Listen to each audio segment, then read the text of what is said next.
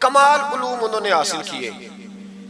मैंने शुरू में अर्ज किया कि जिन लोगों ने रियाजी इजाद की है ना, जिन्होंने लिखा है कि अलजबरे की ये तुकून है, ये ज्योमेट्री के उसूल हैं, जिन्होंने उसूल बनाए फिर जवाब मुरतब किए, उनमें एक नाम है डॉक्टर सर ज़ियाउद्दीन का।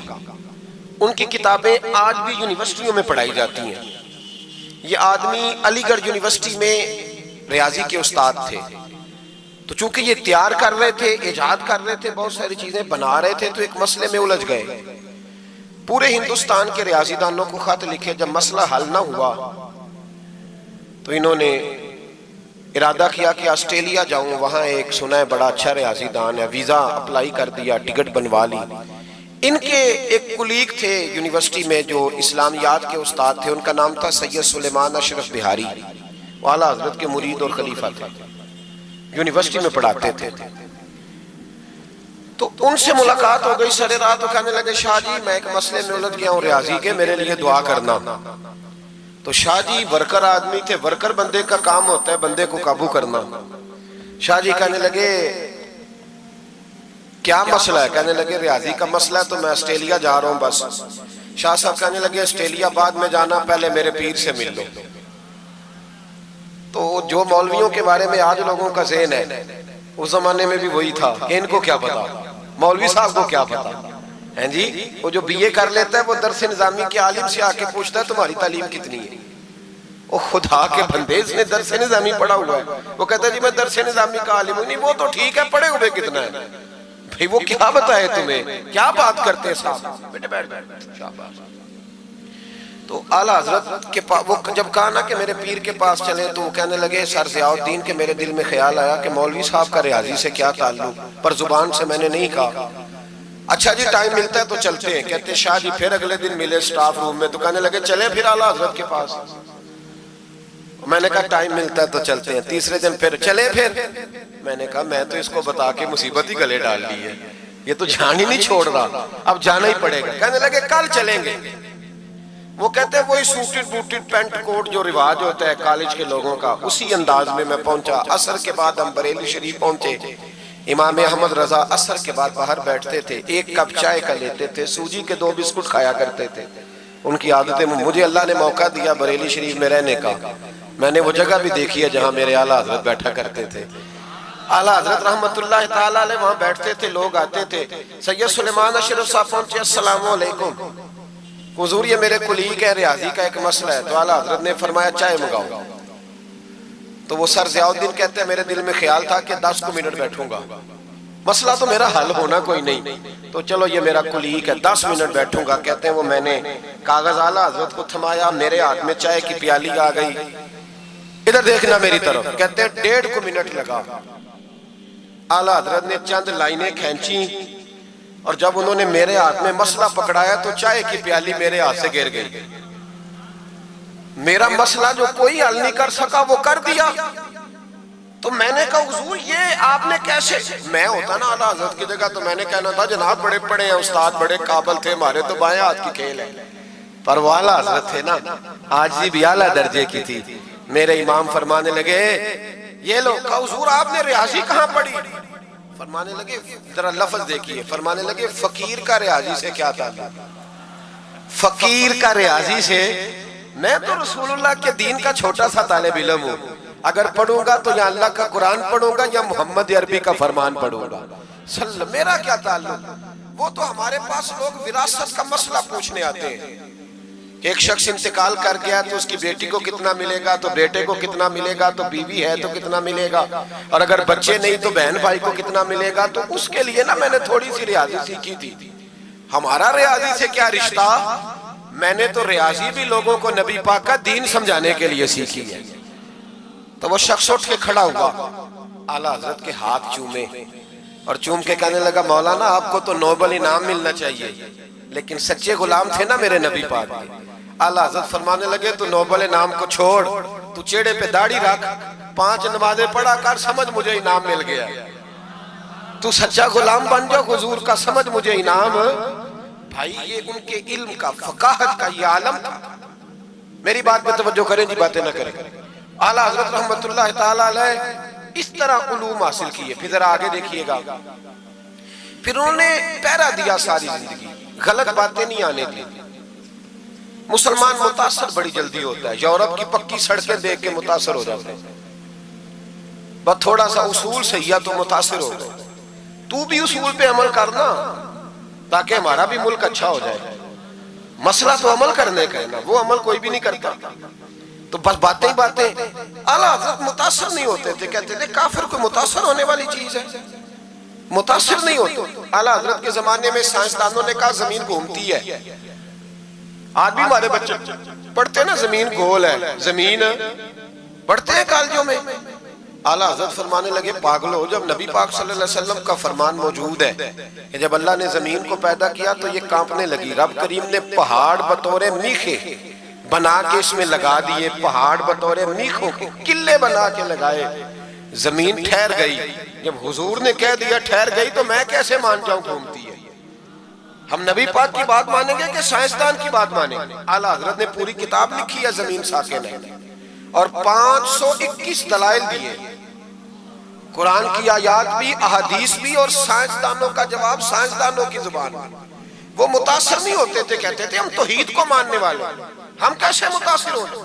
फिर साइंसदानों ने कहा आला हज़रत के जमाने में कि कश से शकल है।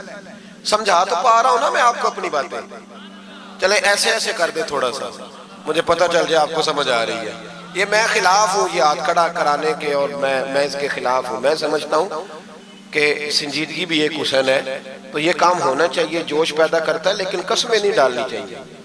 वो एक नात खां था, एक जगह पे मैं हाजिर था, ज्यादा जगहों पे तो जाता भी नहीं, मुश्किल होता है, तबीयत ऐसी है।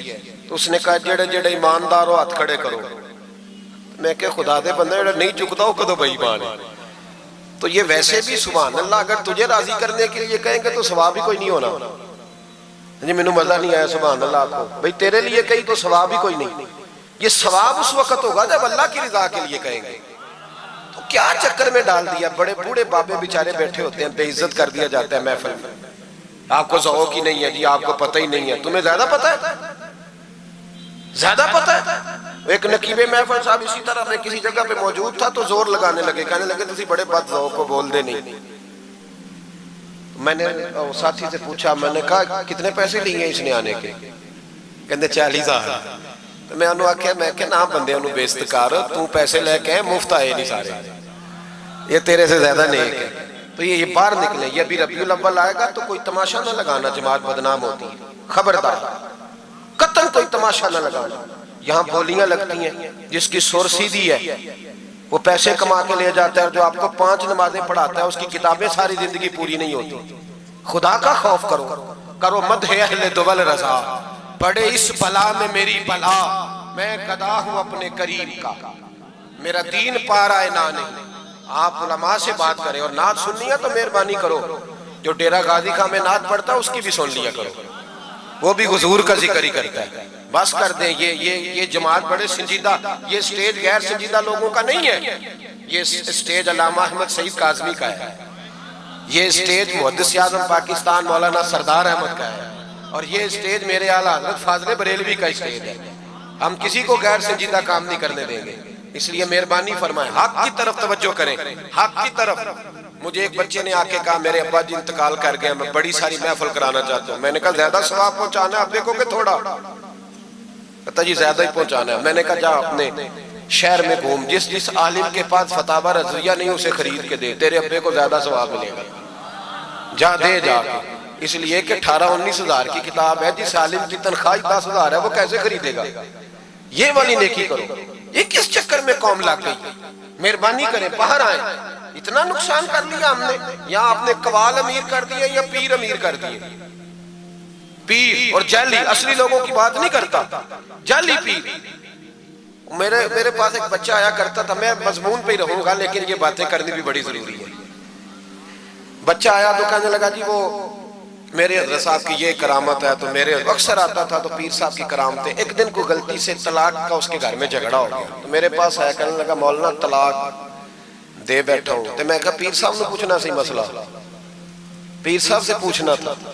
कहने लगे वो कहते हैं ये उलमा का काम है। तो मैंने कहा पीरी मुरीदी जुहला का काम है। मसला आलिम बताएगा और गंदम का तोड़ा कौन लेके जाएगा? जाहिल। बस करें, हजरत सुल्तान बाहू का फतवा है, बां जिल्मो जो करे फकीरी ओ काफिर मरे दीवाना हो। बस करें, संजीदा लोग बने आप बड़े संजीदा लोग इसलिए आपसे आगे निकल गए कि संजीदगी इख्तियार की। तो मेरी बात पे तवज्जो करना। आला हज़रत फाज़िल बरेलवी रहमतुल्लाह अलैह के जमाने में लोगों ने कहा कश्श शकल है जी, वो क्या है? जमीन चीजों को अपनी तरफ खींचती है। ये नजरिया कब बना? एक साइंसदान ना बैठा था दरख्त के नीचे, तो उसने देखा कि सेब गिरा है तो वो भी जमीन पे आया है, अमरूद टूटा है तो वो भी जमीन पे आया है, अनार टूटा है तो वो भी जमीन पे आया है। तो कहने लगा जमीन में कशिश है, हर शय को खींचती है, और कश्श शकल का नजरिया बन गया। आला हज़रत रहमतुल्लाह अलैह तक जब बात पहुंची तो आप फरमाने लगे साइंसदान पागल हो गए। साइंसदानों की जो अच्छी बात होगी वो मानी जाएगी, लेकिन जो बात दुरुस्त नहीं होगी वो तस्लीम नहीं की जाएगी।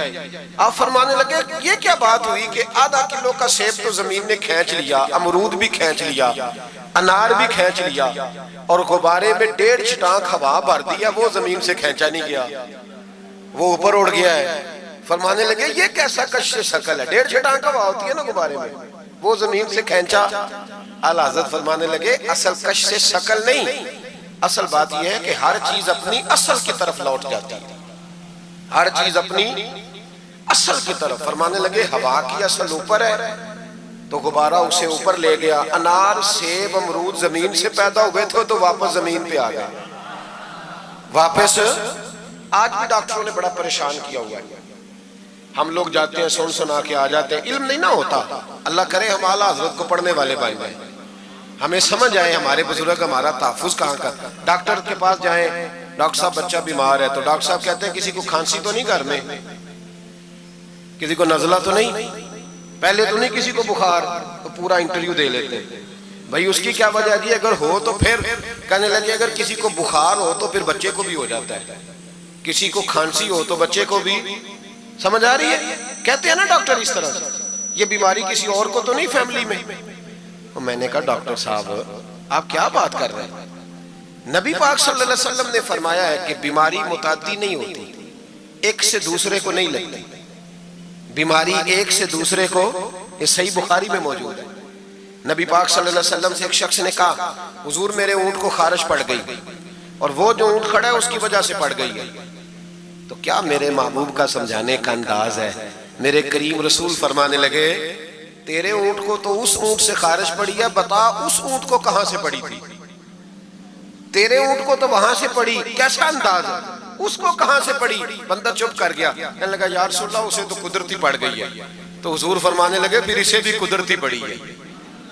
डॉक्टर कह रहा है जनाब खांसी है तो खांसी लग गई, शुगर है तो शुगर। ओ भाई सुन, अगर तू ये कहेगा ना कि एक से दूसरे को बीमारी लगती है, तो जिसकी माँ फालज की मरीज है उसके बच्चे उसकी खिदमत करेंगे? जिसके बाप के वजूद पे रेशा पड़ जाएगा बच्चे करीब जाएंगे कि हमें बीमारी ना लग जाए? इतनी कमजोर। डॉक्टर कहते हैं कजन मैरिज ना करो बच्चे बीमार पैदा होते हैं, और कौम चुप करके सुन लेते। डॉक्टरों को बताओ कि हम डॉक्टरों पर ईमान नहीं लाए, अल्लाह रसूल पे लाए हुए। हमारा ईमान अल्लाह रसूल पे है, डॉक्टर पे नहीं है। जो सही बात करेगा डॉक्टर वो मानेंगे, गलत बात नहीं तस्लीम करेंगे। ये मेरे आला हजरत की फिक्र है। डॉक्टर कहते हैं कजन मैरिज ना करो बच्चे बीमार पैदा होते हैं, तो मौला अली और हजरत फातिमा का रिश्ता क्या है? नबी पाक सल्लल्लाहु अलैहि वसल्लम ने खुद अपने सगे चचा की बेटी जनाब उम्मे हानी को दावत निकाह दी थी। कजन मैरिज में कोई मसला होता तो हुजूर ये काम करते थे। कजन मैरिज हो तो बच्चे बीमार पैदा नहीं होते, कजन मैरिज हो तो बच्चे हसन और हुसैन जैसे पैदा होते। इस तरह के नौनिहाल अल्लाह ताला अता करता है, उनके तरीकों पर चलने वाले पैदा होते हैं। खुदा का खौफ करो। आप जैसे तैसे, एक मैं रावलपिंडी में था तो एक बच्चा कहने लगा जी मिसवाक के साइंसी फायदे बयान कर दे, मिसवाक के। तो मैंने कहा बेटे साइंस अगर कह भी देना मिसवाक नहीं करनी चाहिए तो हमने फिर भी करनी है। सारी साइंस कहे ना करो तो हम फिर भी मिसवाक, इसलिए कि मिसवाक करना मेरे मुस्तफा का तरीका है सल्लल्लाहु। आला हजरत ने अकीदा तौहीद मजबूत किया। एक और चक्कर है बाबा जी का, बाबा जी सरकार जो एक महीना ना नहाए वो छोटा बाबा, और जो 6 महीने गुस्ल न करे वो बड़ा बाबा। बाबा जी को नमाज नहीं सीधी आती और बाबा जी सरकार बने हुए, हाल ही कोई नहीं, जो अल्लाह के खाते पढ़ गए। और बाबा किस्मत का हाल बता रहा है, दरवाजे पे रोटियां मांगने आते हैं, किस्मत का हाल बताते हैं, अपनी इतनी खराब है कि मांगते फिर रहे हैं। और कौम बेचारी हाथ दिखा रही है, हाल बता रही है, अपना ये बेड़ा गर्क हुआ। मुझे आपका तो नहीं पता, हमारे देहातों में ना ये कभी कभी सोना भी डबल करते थे मांगने वाले, यहाँ भी होता है ये काम जी। वो सोना लाओ जी, तुम्हारा सोना डबल कर दे। वो पता तब चलता है जब सिंगल भी गायब हो जाता है। बावों के लग गए, फूकों पे लग गई। मुझे एक शख्स करामा सुनाने लगा, कहने लगा मेरे हजरत साहब के पास लोग दूर दूर से दम कराने आते हैं। और मैंने कहा दम कराना जायज़ है, तवीज़ देना जायज़ है, लेकिन मैंने किसी के हदीस में नहीं पढ़ा कि कोई बंदा यमन से हुजूर के पास दम कराने आया है, मिस्र से दम कराने आया। दम कराना बिल्कुल दुरुस्त है, हम खुद करते कराते, लेकिन ये असल दीन नहीं। नबी पाक के पास ना कोई शाम से तवीज़ लेने आया, ना दम कराने आया। रसूल पाक के पास तो जो भी आया करता था, नबी पाक का दीन ही सीखने आता था। तो दीन की बात कर, दम दुरूद की ना सुना, ये तो ज़िमनी बात है, ये तो ज़ैली बात है। आला हज़रत दरवाजे पे खड़े थे, एक बाबा मांगने वाला आ गया। आला हज़रत से कहने लगा 10 रुपए दो वरना आपका मकान उलट दूंगा। ये नफसियाती कब्जा कर लेते हैं। तो माई माँ भी बडेरी कहती है दे दो, कई वाकई ना उलट दे। आला हज़रत ने ये अकीदा नहीं हमें सिखाया कि हम रस्सियों से डरते फिरें। इतना कमजोर ईमान, लोग अपने साये से डरने लग गए। बाबा जी कह गए, और छोड़ बाबा जी के मुंह से कौन सा कुरान हदीस निकलता, बस कर दे। किस चक्कर में कौम को डाल दिया। आला हज़रत रहमतुल्लाह अलैह दरवाजे पे खड़े, फिक्र रजा से मीनार है ना, तो सुनो फिर फिक्र रजा क्या है, सुनो फिर ये रजा के नेज़े की मार है कि अदू के सीने में गार है, किसे चारा जोई का वार है कि ये वार वार से पार है।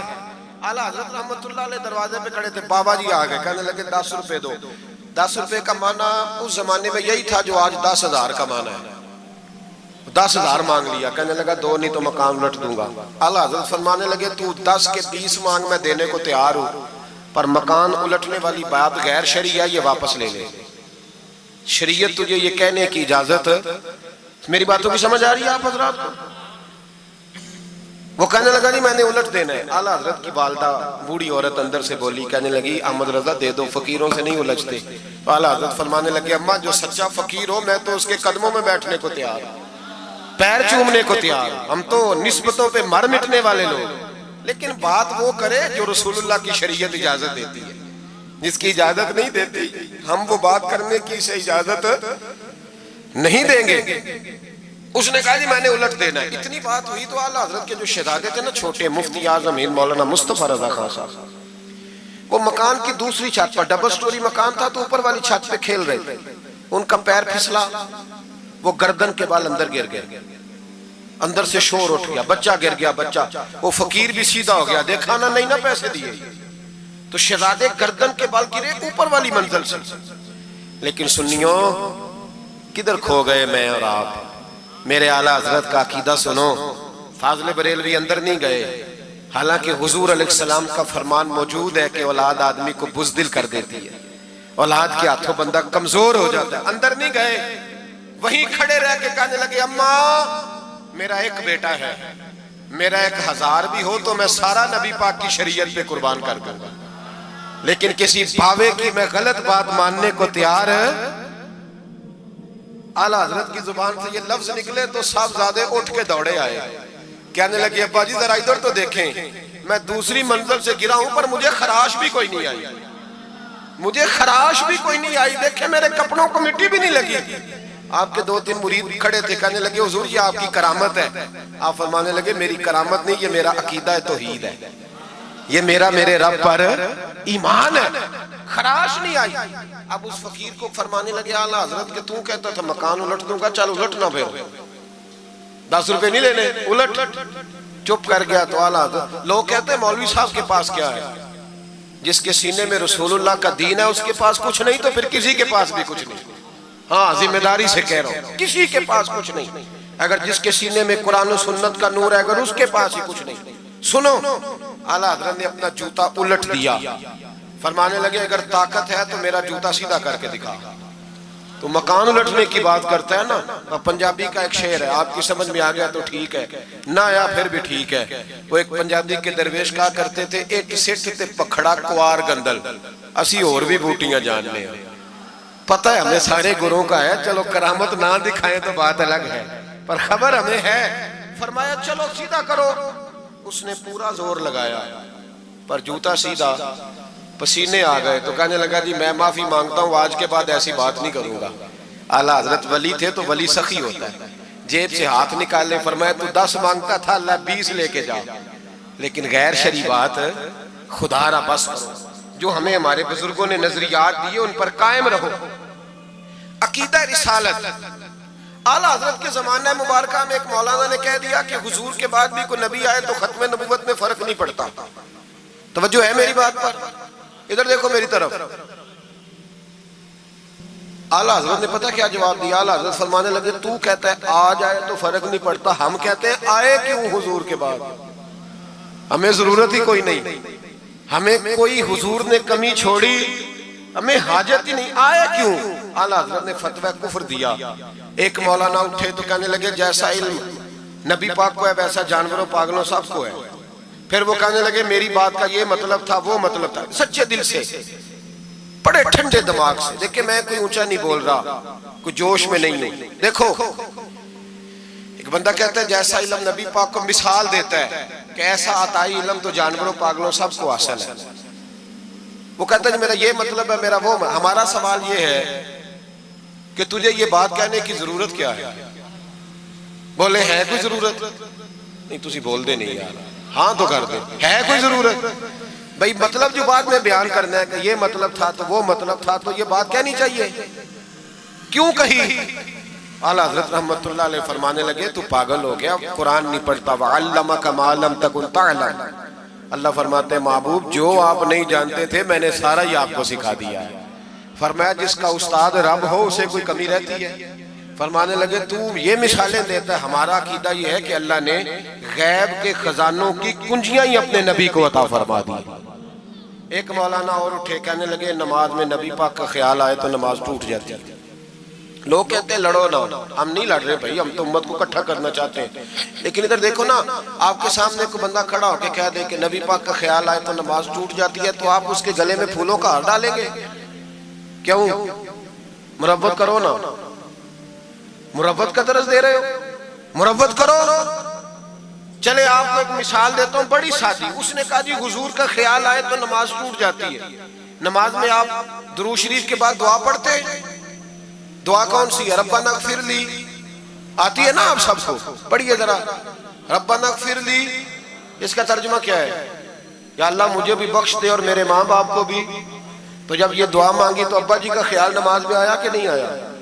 अम्मा जी का? सुन्नी थोड़ा सा अगर आप समझे ना, मेरा सुन्नी एक ही बात करता है, जब इससे कोई बंदा मसला पूछता है ना तो सुन्नी कहते हैं मैं तो पढ़ा हुआ ही नहीं। ओ खुदा के बंदे आज पढ़ के जाना सारी महफिल, और आइंदा जुमा भी अपने खतीब के पास पढ़ना जरा ध्यान से, फिर अगला भी पढ़ना, फिर तो इंशाल्लाह कहेगा नहीं मैं पढ़ा हुआ नहीं। भाई नमाज में आयत पढ़ते रब्बना इग़फिरली, तो अब्बा जी का ख्याल आता है कि नहीं? तो नमाज टूट गई कि रह गई? अम्मा जी का ख्याल आता है कि नहीं? आला हज़रत फरमाने लगे अगर तेरा बाप जो बेनमाजी हो, अनपढ़ हो, उसका ख्याल आने से नमाज नहीं टूटती, तो फिर सुन हमारा अकीदा क्या है।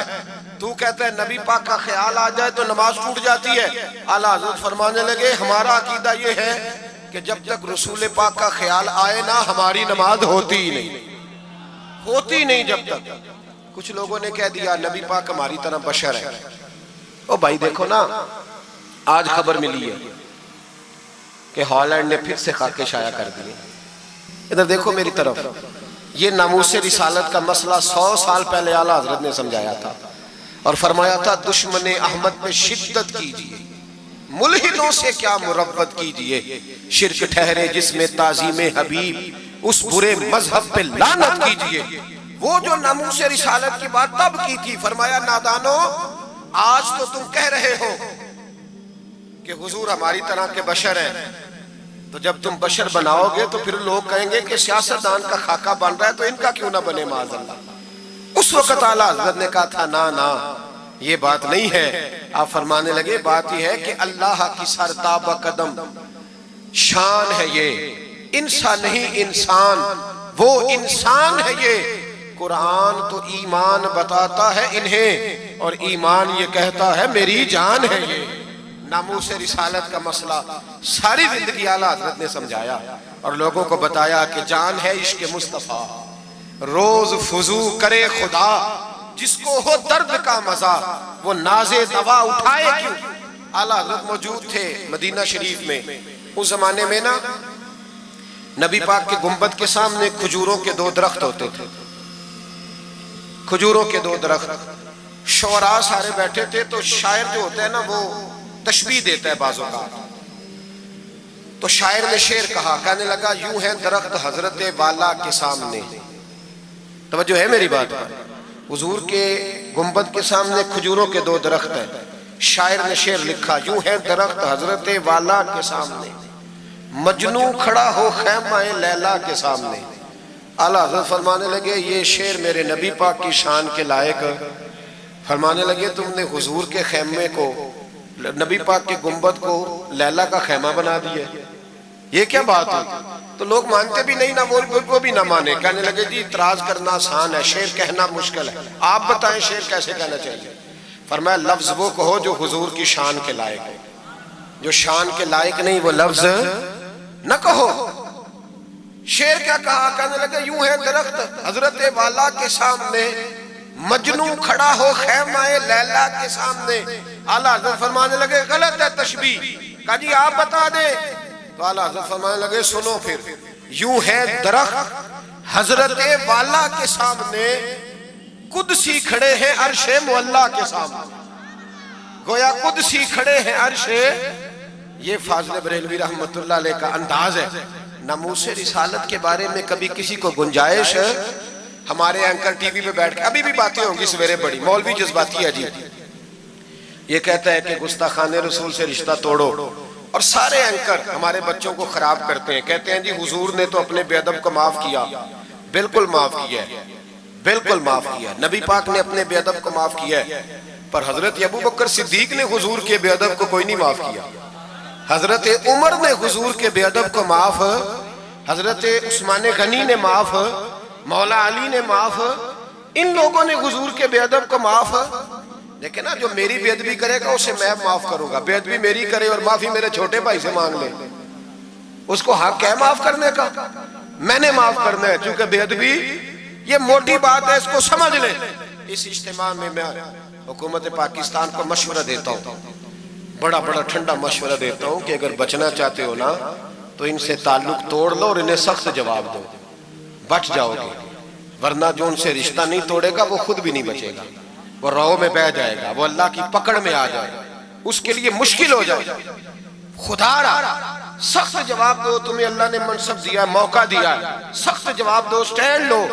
लोग कहते हैं उलमा की तकरीरों से क्या होता है, हमारी तकरीरों से गाजी इल्म दीन शहीद पैदा होते हैं, हमारी तकरीरों से आमर चीमा शहीद पैदा होते हैं, हमारी तकरीरों से गाजी मुमताज हुसैन कादरी पैदा होते हैं, ये यहाँ से पैदा होते हैं। इसलिए मेहरबानी करें, खुदा का खौफ करें और सख्त जवाब दें, और अपने मुसलमान होने का, आप मुसलमान हैं, मुसलमान होने का सबूत दे, सख्त जवाब दे। और अगर वो नहीं मानते तो गुजारा खाने पीने रोटी के बगैर हो जाता है, पर नबी पाक के बगैर नहीं होता। इसलिए मेहरबानी करो, उनको करारा जवाब जाना चाहिए। आप तायीद करते हैं मेरी बात की, सारे हज़रात होना चाहिए ना जी ऐसा। अल्लाह आपको जज़ा दे। आगे बढ़िए। आला हज़रत रहमतुल्लाह तआला अलैह ने इल्म सिखाया लोगों को। उनका कमाल पता क्या था, हम ना कमजोर दलाइल के साथ मैदान में उतरते हैं तो फिर हमसे लोग काबू नहीं आते। हमें ना स्टडी करनी चाहिए, पढ़ना चाहिए। हमारे यहाँ पढ़ने पढ़ाने का रिवाज नहीं, बल्कि अब तो जब से ये सोशल मीडिया आया है, मुफ्ती भी सारे फेसबुक के रह गए। एक साहब पूछते हैं जी वो फेसबुक पे मैंने पढ़ा था, तो मैंने कहा फेसबुक किस किताब का नाम है, किस किताब का नाम है? उस पे तो जो जिसका दिल करता है, अच्छा भी उसका फायदा भी है, लेकिन मेहरबानी करें जब आपने पढ़ना हो ना तो फिर आप किसी मुस्तनद किताब से पढ़ें, फिर उस किताब का हवाला कोट करें ताकि माना जाए। आला हज़रत मसला बताना भी जानते थे और मनवाना भी जानते थे। उनकी किसी किताब का कोई जवाब, और जब जवाब नहीं होता तो बंदे गालियां देते हैं, और जब सामने वाला गुस्से में आ जाए तो समझो उलझ गया है, अब दलाइल कोई नहीं तो अब गुस्सा करके भागना चाहता है। आला हजरत का एक फतवा है, मेरी बातों की समझ आ रही है आप हजरात को? पीछे वाले जरा कम कम हाँ ना कर रहे हैं, आ रही है जी आप हजरात को समझ? माशाल्लाह कोरम भी पूरा हो गया आपका, थोड़ी तवज्जो करें मेरी बात पर। आला हजरत रहमतुल्लाह ताला अलैह का एक फतवा है, आला हजरत का फतवा है कि जुमे की जो दूसरी अजान है ना, बाज मस्जिदों में खतीब के सामने होती है, फरमाया खतीब के सामने नहीं देनी चाहिए, बाहर दरवाजे पे देनी चाहिए। आला हजरत का फतवा है।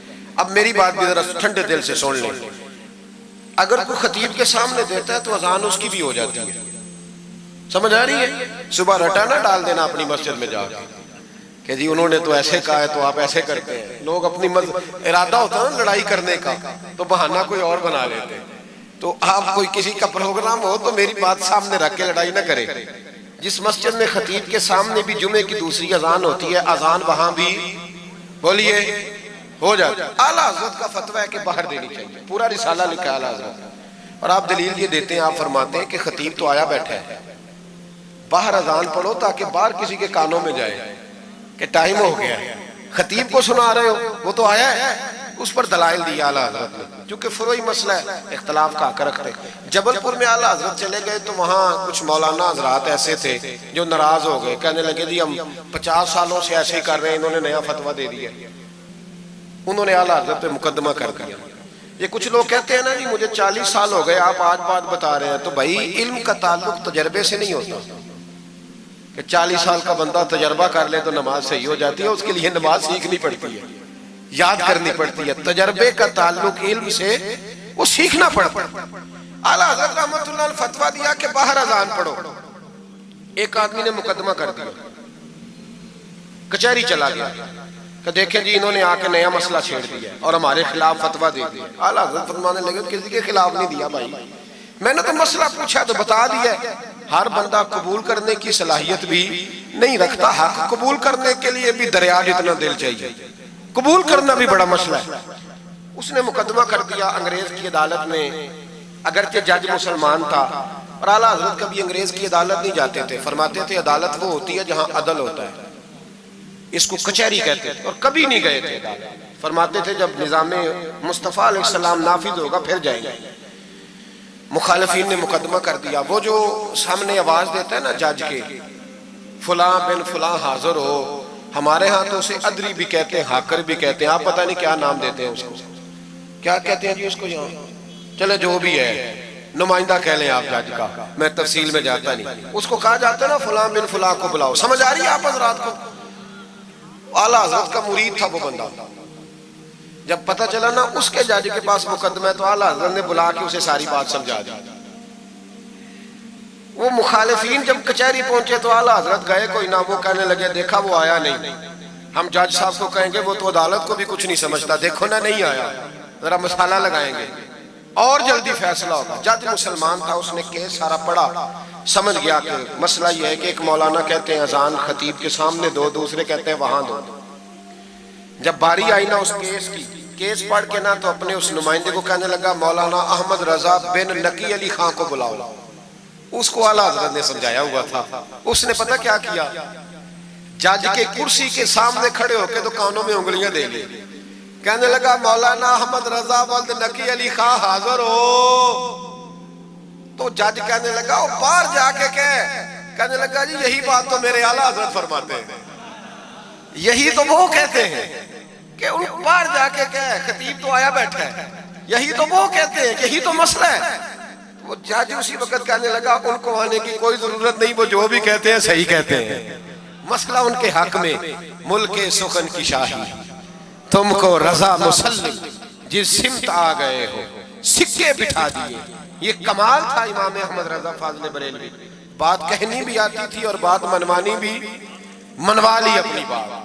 वो उलमा भी बड़े काबिल थे, उन्होंने रुजू कर लिया, कहने लगे जी आपकी बात अकलन भी ठीक है, नकलन भी ठीक है, लिहाजा हम मानने को। पीलीभीत में आला हज़रत चले गए। आला हज़रत का फतवा है कि मुरीदनियों का पीर साहब से पर्दा वाजिब है जी, याद रहेगा आपको।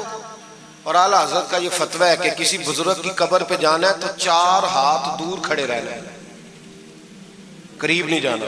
तवाफ करना हराम है कब्र का। बोसा लेने में भी इख्तलाफ है। आला हजरत फरमाते हैं मेरा मसलक ये है कि बोसे से भी बचो। मेरा नजरिया ये है कि बोसा 4 हाथ दूर खड़े रहो। 4 हाथ यहां तक होते हैं, चले आप बालिश्त कर ले, 4 बालिश्त दूर खड़े रह के फातिहा पढ़ो। किसने मलंगों को इजाजत दी है कब्रों पे माथा टेकने की, जब आला हजरत मना कर रहे हैं? सारा कुछ उनके खाते में डाल देते हो जिन्होंने सारी जिंदगी लोगों को मना करने में गुजार दी। मैं कभी कभी कहा करता हूं मेरे आला हजरत बड़े मजलूम है, बड़ा जुल्म हुआ, हर ऐब उनके खाते में डाल दिया गया, हालांकि वो पहरेदारी करते रहे नबी पाक की शरीयत। फरमाया दूर खड़े रह के फातिहा पढ़ो। और आला हजरत से किसी ने कहा था मैं बुजुर्ग के मजार पे कई दफा आया हूं, फैज नहीं मिलता। आप फरमाने लगे तुम मजारों पे गैर शरई हरकतें करते हो, तो बाबे तो तुमसे नाराज हो गए अल्लाह के बले, वो तुम्हारे ऊपर फैज की निछावर कैसे करें? तुम तो उनको तंग करते हो, गैर शरई हरकतें करते मजारात। लेकिन बस मौज है लोगों की, लगे हुए। मेहरबानी फरमाए, तवज्जो करें। आला हजरत रहमतुल्लाह अलैह को एक शाह जी थे पीलीभीत के रहने वाले, उन्होंने जलसे पे मदऊ की, आप तशरीफ ले गए। हालांकि कम जाते थे, लिखने लिखाने के आदमी थे, पढ़ने पढ़ाने कम जाते थे, उन्होंने बुलाया तो तशरीफ ले गए। हमारे यहाँ तो अब टेलीफोन है ना जी, तो मिनट मिनट पे लोग पूछते हैं कहाँ पहुंच गए हो, कहाँ पहुंच गए हो, अब कहाँ आ गए। उस जमाने में खत होता था, खत डाल दिया जाता था, इस तारीख को जलसा है, जवाबी खत आता था, पहुंच जाएंगे। आला हजरत ने खत लिखा शाह जी को मैं आ जाऊंगा। जिस दिन आला हजरत पहुंचे उनको पता नहीं था कि उनके आने का टाइम हो गया। आला हजरत पहुंचे तो शाह साहब, शाह जी उनका लकब था बुजुर्गों का, वो शाह जी ना मुरीदनियों के बीच बैठे तावीज़ लिख रहे थे। आपको पता है मुरीदनियां ही ज्यादा नजराना देती हैं तवीज़ का, मुरीद तो पूरा पूरा देते हैं, इसलिए का पीर ज्यादा अमीर होता है। तो वो तवीज़ लिख रहे थे, मुरीदनियां बैठी थी दाएं बाएं। आला हजरत जैसे ही पहुंचे नजर पड़ी, अब तो बड़ी मुसीबत है, कोई रोकने वाला नहीं। अब तो जाली पीर की सदारत में लोग जलसा कर लेते हैं, उसे तस्दीक हो जाती है। इतने बड़े मुफ्ती बैठे थे मेरे जलसे में, हमने अल्लाह रसूल का दिया खाना है, तो खुदा का खौफ करना चाहिए, रसूलुल्लाह के दीन से वफा करनी चाहिए। गलत आदमी की कभी सपोर्ट ना करें, वरना नबी पाक को क्या मुंह दिखाएंगे। मेरे आला हजरत रहमतुल्लाह ताला अलैह जब पहुंचे, शाह जी को देखा मुरीदनियों में बैठे तो वापस आ गए। लोगों ने कहा वो तो आला हजरत तो जा रहे, तो जा रहे। आला हजरत रहमतुल्लाह अलैह जा रहे थे, शाह जी को पता चला, वो दौड़े आए, आके कहा हुजूर लोग देख रहे हैं, कहां जा रहे हैं? मैं वापस जा रहा हूं। कहने लगे कुछ तो ख्याल करें, लोग क्या सोचेंगे। आला हजरत के हाथ में छड़ी थी, जोर से जमीन पे मारी। फरमाया जो नबी पाक की शरीयत का ख्याल नहीं करता मैं उसका ख्याल करूं, जो शरीयत का ख्याल नहीं करता उसका ख्याल करूं।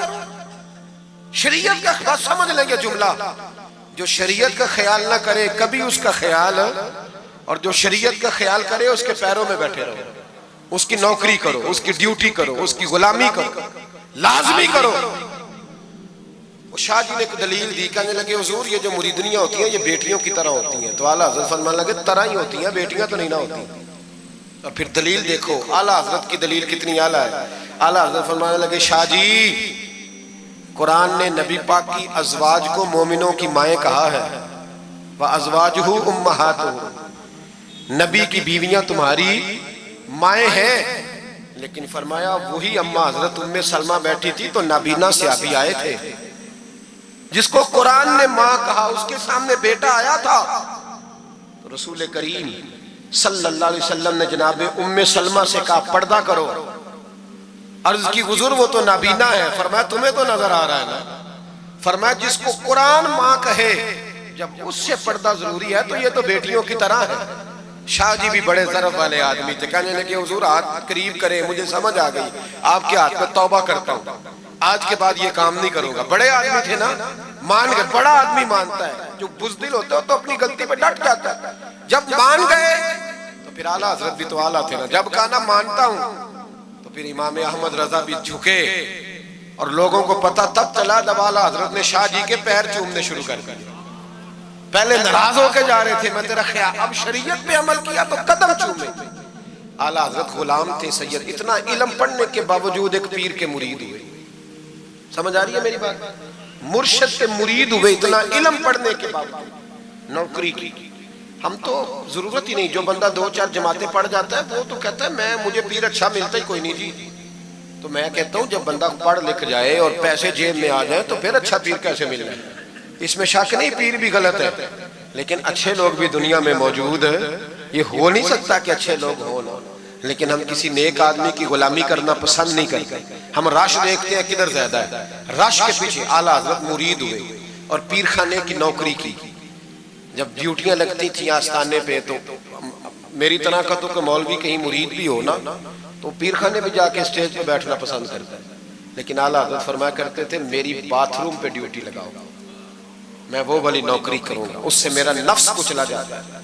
वो इतने बड़े आलिम हो, फरमाया करते थे मेरी वो ड्यूटी लगाओ जो सबसे छोटी है, आजी इस दर्जे की थी, इतनी अज़मतों, इतनी फजीलतें। और फिर जब इतना कुछ अल्लाह बंदे को देता है ना, इतना उसे तकवा, फिर उसे अल्लाह बसीरत की रोशनी देता है। हुजूर फरमाते इत्तकु फिरासतिल मोमिन फइन्नहु यंजुरु बिनूरिल्लाह, मोमिन की फिरासत कल्बी से डरो, वो अल्लाह के दिए हुए नूर से देखता है। आला हज़रत रहमतुल्लाह तआला अलैह, उनके खलीफा थे सैयद नईमुद्दीन साहब मुरादाबादी, तफसीर खज़ाइनुल इरफान लिखी उन्होंने। सैयद साहब के एक दोस्त थे सैयद दीदार अली शाह साहब, लाहौर में उनका मज़ार है। जब दाता साहब जाए ना तो मुहद्दिसीन के मज़ारों पे भी जाया करें, मलंगों के मज़ारों पे रश रहता है, उलमा की कब्रों पे जाता ही कोई नहीं, वहां भी जाया करो, इन लोगों ने बड़ी खिदमत की है दीन की। हजरत सैयद दीदार और दाता साहब तो फिर देखे ना, उनकी किताब पढ़े, दाता साहब सूफिया के भी इमाम है, उलमा के भी इमाम है, कमाल कर दी।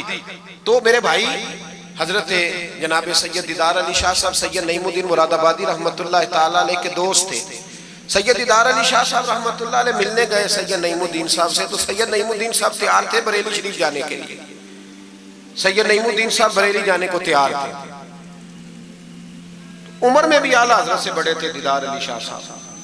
तो कहा दीदार अली शाह, और मुरीद और खलीफा भी किसी और के थे, सैयद शाह फजलुर रहमान गंज मुरादाबादी रहमतुल्लाह अलैह के मुरीद और खलीफा। कहने लगे चल यार मैं बरेली शरीफ जा रहा हूँ, आला हज़रत से मिला के लाओ। तो दीदार अली शाह साहब ने अज़राए मोहब्बत, दिल लगी में नहीं बंदा बात करता, कहने लगे मैं किसी के पास क्यों जाऊं, मैं खुद बहुत बड़ा आलिम हूं। कहा चलो यार इमाम अहमद रजा के पास चले। कहने लगे वो मैंने सुना है कि वो जात के पठान है और तबीयत के सख्त है, तो मैं नहीं जाता। उन्होंने जबरदस्ती मनवाया, कहने लगे चल यार चलते हैं, ले गए साथ। बरेली शरीफ जब पहुंचे ना तो असर की जमात की आखिरी रकत थी, जमात अत्ता याद में बैठी थी। पहुंच गए, अब सैयद नईमुद्दीन साहब सैयद दीदार अली शाह साहब से कहने लगे कि शाह जी वुजू है? कहने लगे नहीं मेरा नहीं। कहने लगे मेरा है, मैं जमात में जाऊं? आप जाइए। वो जाके जमात में शामिल हो गए। सैयद दीदार अली शाह साहब कहते हैं मैं कुएं पे एक तालिब इल्म था, छोटा सा पानी निकाला हुआ था उसने, मैं समझा कोई बच्चा है जिसकी ड्यूटी लगी है वुजू कराने। हमारे मदरसे के बच्चों के साथ भी बड़ा जुल्म होता है ना, वो दाल जो कोई नहीं खाता वो मदरसे में पकती है। हाँ हाँ, बड़ा जुल्म होता है इन बच्चों के साथ, इसकी पूरी दास्तान है, कभी को मुझसे पूछे तो मैं बताऊं, बहुत बड़ा जुल्म होता है। एक मोहतरम साहब एक दिन कह रहे थे तंजीमुल मदारस की मीटिंग में कि मैंने जी कभी मदरसे का खाना चखा नहीं, मेरे लिए जायज नहीं, तो मैं चखता नहीं। मैंने कहा साहब अब चखना, और मेरी ख्वाहिश है आप भी वही खाना खाएं जो ये बच्चे खाते हैं। ये रसूलुल्लाह के दीन के तालिब इल्म है, इसलिए इनके साथ जुल्म होता है। मुझे यूनिवर्सिटियों में जाने का मौका मिलता है, 2-3 दिन पहले भी मैं national textile university Faisalabad lecture देने गया था। ठाठ बाट है यूनिवर्सिटियों के बच्चों को, इनका क्या असर करता है? ना सोने को जगह ना बैठने को जगह। वो जो शोर वाले नात खां थे वो पुजारों में घूमते हैं, और ये नबी पाक के दीन के तालिब इल्म रात की दाल पड़ी है तो कहते हैं थोड़ा पानी डाल के इसको खा लो। ये जुल्म इनके साथ करते हो। और फिर मैं बड़ी तकलीफ से बात करने लगा हूं। हदीस बयान की जाती है कि तालिब इल्म के कदमों के नीचे फरिश्ते पर बिछाते हैं, नीचे फरिश्तों ने पर बिछाए हुए हैं और उनकी गर्दन पर कुर्बानी की खालें लादी हुई है, जैसे गधे पे लादी जाती है। इसके बारे में हदीस आई थी। अल्लाह का खौफ नहीं आता? आपने और मैंने मदरसे के बच्चों को इज्जत नहीं दी, इसलिए मदारस की रौनकें खत्म हो गई। और मुझे शिकवा है मदारस चलाने वालों से, इनसे प्यार करो। ये गरीब घरों के होते हैं, ये गरीब घरों के होते हैं, इनकी माएं भेजती हैं कि चलो कुछ बन जाएंगे, लेकिन इनके साथ जो सलूक होता है वो अच्छा नहीं होता। इनके साथ इनकी ड्यूटी है, सारे मदरसे की ईंटें इन्होंने उठानी है, सारी नौकरियां इन गरीबों ने करनी है। खुदारा डरो अल्लाह ताला से। आला हजरत रहमतुल्लाह ताला अलैह के मदरसे का एक बच्चा खाना लेके आया घर से, चलो बात आ गई तो पहले ये कर लो। आप इतिकाफ बैठे हुए थे, इफ्तारी लेके आया तो जरा देर से पहुंचा, आला हजरत को जलाल आया तो एक थप्पड़ हल्का सा गर्दन, ओए तू जल्दी नहीं आता? बच्चा कहने लगा गलती हो गई, एहतियात से आऊंगा, रास्ते में खेलने लग गया। बच्चा जाके सो गया। तरावी आला हजरत ने बड़ी मुश्किल से पढ़ी और तरावी के बाद मौलाना अमजद अली आजमी साहब साहिब बारे शरीयत को कहने लगे जाओ कोई तालिब इल्म को ढूंढ के लाओ। मलकुल उलमा मौलाना जफरुद्दीन बिहारी से कहने लगे मेरा कलेजा फटता है, उसे बुलाओ, वो किधर गया? उसकी क्या गलती थी? बच्चा छोटा था, ढूंढो। सारी रात उलमा ढूंढते रहे, तालिब इल्म छोटा था। बड़ी तकलीफ में होते हैं ये बच्चे। हमने ये वक्त गुजारा है, मैं देर से जब जलसे से आता हूँ तो मैं इनकी रजाइयाँ सीधी करता हूँ, मैं इनके कपड़े देखता हूँ, मेरा कलेजा फटता है। ईद के मौके पर इन्हें वो वाले जोड़े दिए जाते हैं जो बाजार में बिकते हैं, इन्हें खैराती समझ के रोटी दी जाती है सिर्फ इसलिए कि ये रसूलुल्लाह का दीन पढ़ते पढ़ा। वो बच्चा किधर है? उसको बुलाओ। सारे उलमा ढूंढते रहे लेकिन वो तालिब इल्म मिला नहीं, सारे ढूंढते रहे। वो कहीं सो गया, ठंड थी, सफों में छुप के सो गया। सहरी के वक्त उठा, मेरे आला हज़रत सारी रात सोए नहीं। सहरी के वक्त वो आया तो लोगों ने देखा कि करोड़ों लोगों का पेशवा, बेहिसाब फजाइल रखने वाला आलिम दीन इमाम अहमद रजा एक गरीब तालिब इल्म के सामने अत्ताहियात की हालत में बैठ के हाथ बांध दिए और कहने लगे भूल गया था, बूढ़ा हो गया हूं ना, कुछ बातें ज़हन से उतर जाती है, माफ कर दे बेटा, गलती हो गई। जितने उलमा थे रोने लगे, हुजूर आप ये क्या कह रहे हैं? फरमाया यार छोटा सा फूल सा दिल था बेचारे का, टूट गया हो, चल माफ कर दे, आइंदा नहीं करता। कहने लगा हुजूर आप जैसे राजी हैं मैं भी राजी हूँ। फिर फरमाने लगे यार नाबालिग तो माफ करने का भी हक नहीं रखता। फिर उसका हाथ पकड़ के अपने चेहरे पे मारा, बदला ले ले। फिर जेब से पैसे निकाल के दिए और फिर कहने लगे अमजद अली जफरुद्दीन देख रहे हो ना सारे, मैंने बदला भी दिया है, माफी भी मांगी है और मैंने पैसे भी दिए हैं। अगर अल्लाह ने कयामत के दिन इस तालिब इल्म के बारे में पूछा तो मेरी गवाही दोगे ना? कहोगे ना यार, कहोगे ना? ओ भाई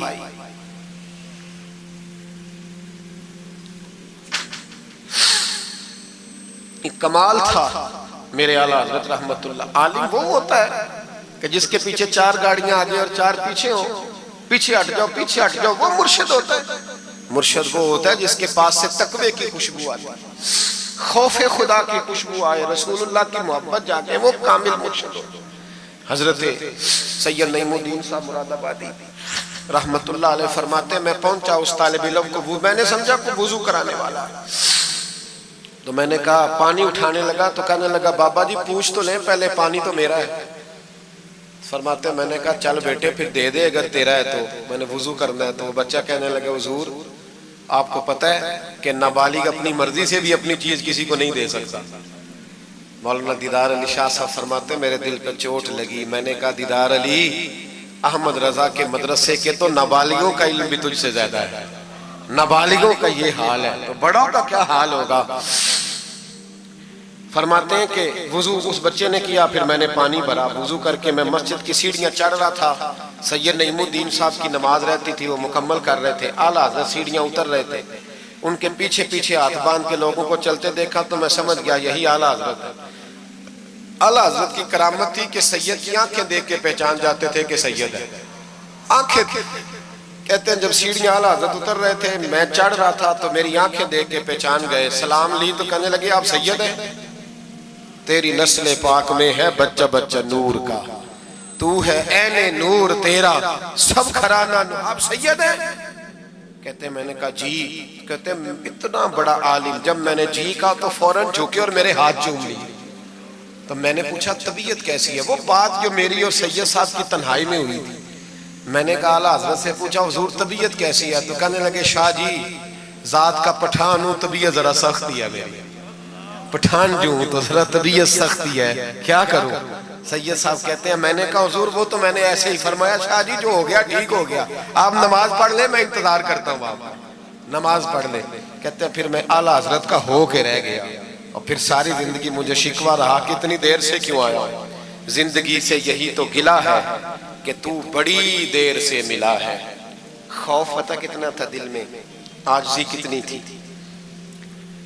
अल्लाह जानता है। मैंने बरेली शरीफ में वक्त गुजारा है, वहाँ नौकरी की है, टुकड़े खाए हैं, मैंने वहाँ कर्रो फर नहीं देखा, हटो बचो नहीं देखा, बड़े बड़े उनके कद काठ है इल्मी, लेकिन आजिज़ी देखी, आम तरीके से गलियों में घूमते देखा।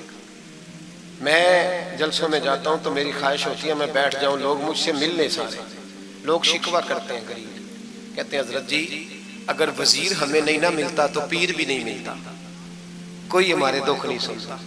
तगड़ा मुरीद आ जाए तो उसे हाथों से बोटियां डाल के दी जाती, और गरीब आ जाए तो उसकी तरफ नजरे इल्तिफात भी नहीं करते, और कहते हैं इसको अकल नहीं। तो मैं कहता हूँ साहब जब जेब में पैसे नहीं होते तो अकल भी नहीं होती, फिर तो इंसान को होश नहीं होती तो अकल कहाँ होती। सब रोगां दा रोग मुहम्मद जिसका नाम गरीबी, एक कंड बुला के लंघ जाते नहीं दोस्त यार करीबी।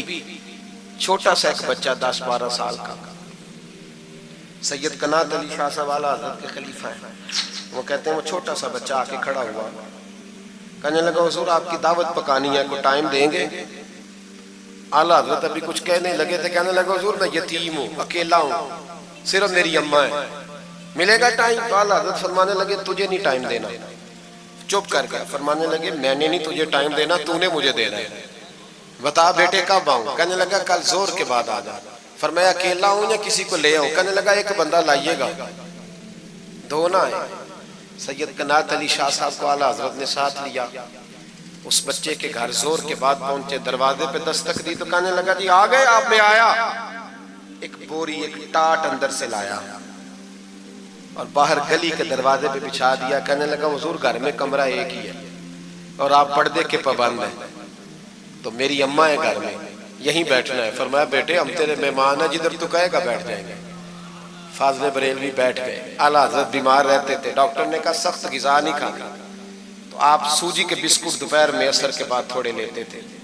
वो बच्चा दाल पका के लाया तो बूढ़ी अम्मा ने पकाई, कुछ पक्की कुछ कच्ची, बाजरे की मोटी रोटियां, और गली में ला के रख दी। बरेली के इमाम ने यूं खाई जैसे को बड़ी आला ग़िज़ा हो।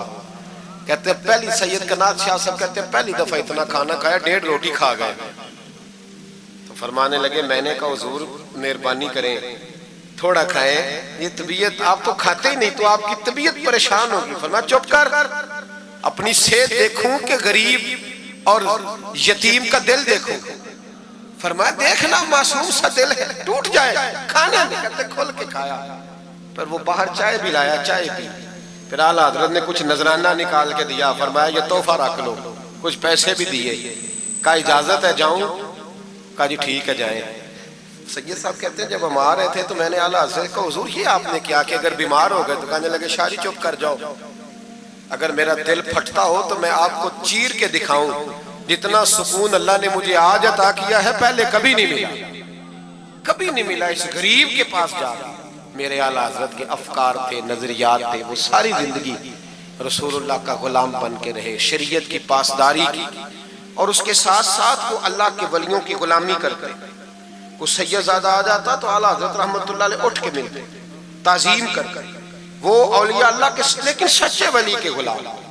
मेरी ये बात याद रखें, सच्चा बंदा मिल जाए तो उसके बारे में कभी बेअदबी सोचे भी ना, सोच दिल में भी ना लाए, लेकिन जो शरीयत का पाबंद ना हो, आप इन लोगों की मार्केट डाउन करेंगे ये सही हो जाएंगे, ये सही हो जाएंगे। हमारे यहाँ चल जाता है जो भी आ जाता है, चल जाता है। इमाम साहब की दाढ़ी इतनी छोटी हो वो नमाज नहीं पढ़ा सकते, पीर साहब चल जाते हैं, नात खां भी चल जाता है, नकीबे मजलिस भी चल जाता है, सिर्फ इमाम पे पाबंदी है जी थोड़ी छोटी है जी ये, हालांकि नहीं होनी चाहिए, दाढ़ी पूरी होनी चाहिए। आपसे मेरी ये गुजारिशात है, आला हज़रत के पैगाम को समझें। एक छोटा सा वादा लेना है, जिस मस्जिद में कंजुल ईमान नहीं वहां एक हदियतन खरीद के रखवा देंगे इंशाअल्लाह ताला।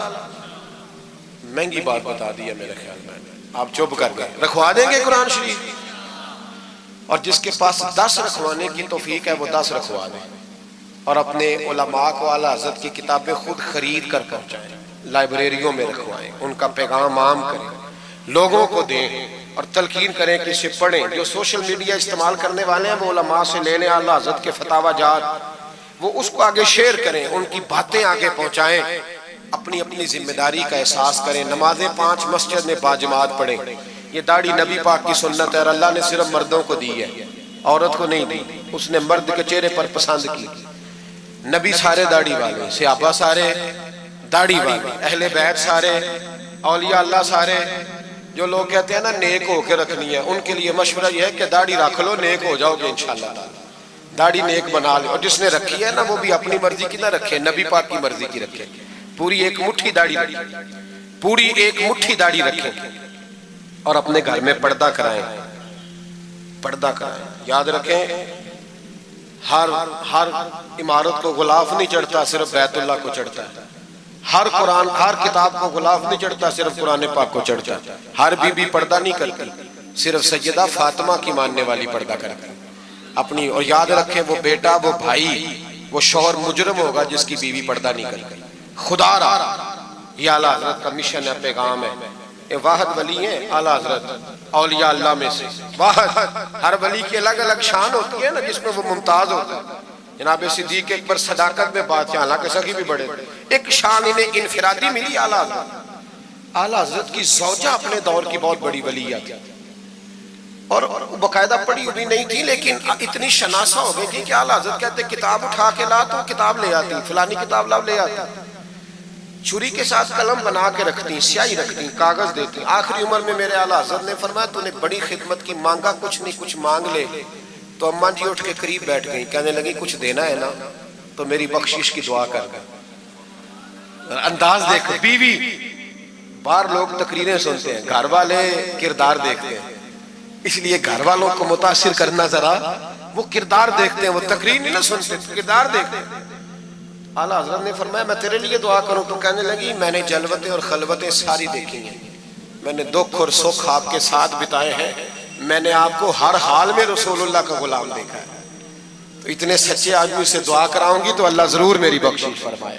ये किरदार था। मुझे कहा गया कि मैं अपने पीरो मुर्शद हज़रत सैयदना व मुर्शदना हुज़ूर ताजुश शरिया शहज़ादा आला हज़रत हज़रत शेखुल इस्लाम वल मुस्लिमीन मुफ्ती अख्तर रज़ा खान साहब रहमतुल्लाह अलैह के बारे में कुछ कहूँ, न मेरी हैसियत है, न मेरी औकात है, न मेरे लफ्ज़ों में इतनी ताकत है। ये तो कुछ ड्यूटी लगी हुई है तो कुछ बात कर लेते हैं। हुज़ूर ताजुश शरिया आला हज़रत के पड़पोते थे। अज़हर यूनिवर्सिटी में तालीम, बड़े बाप के बेटे होने के बावजूद बाकायदा तालीम हासिल की और अज़हर यूनिवर्सिटी को टॉप किया। एक अजमी ने जाके अरबियों से ज्यादा नंबर हासिल किए और फिर वापिस आए तो पूरी दुनिया में दीन का काम किया। कई जुबानों में आपकी किताबें, करोड़ों लोग आपके मुरीद थे। मेरी तरह के कई लोग बाहर दरवाजे पे खड़े रहते थे कि चलो उस रास्ते में बैठने का मौका मिल जाए जहां से उन्होंने गुजरना है। कई लोग अल्लाह ने तौफीक दी मुझे कुछ देर उनके पास बैठने की, कुछ उनसे सीखने की, कुछ पढ़ने की। उन्होंने मेहरबानी फरमाई तो वहां भी बुलवाया, ये भी उनका विशाल हुआ है। करोड़ों लोगों ने नमाज जनाजा पढ़ी है, करोड़ों लोगों, करोड़ों। और इंडिया की मीडिया ये कहता है कि हमें समझ नहीं आई कि करोड़ों लोग आए हैं पर पत्ता भी कोई नहीं टूटा, पत्ता भी कोई नहीं टूटा।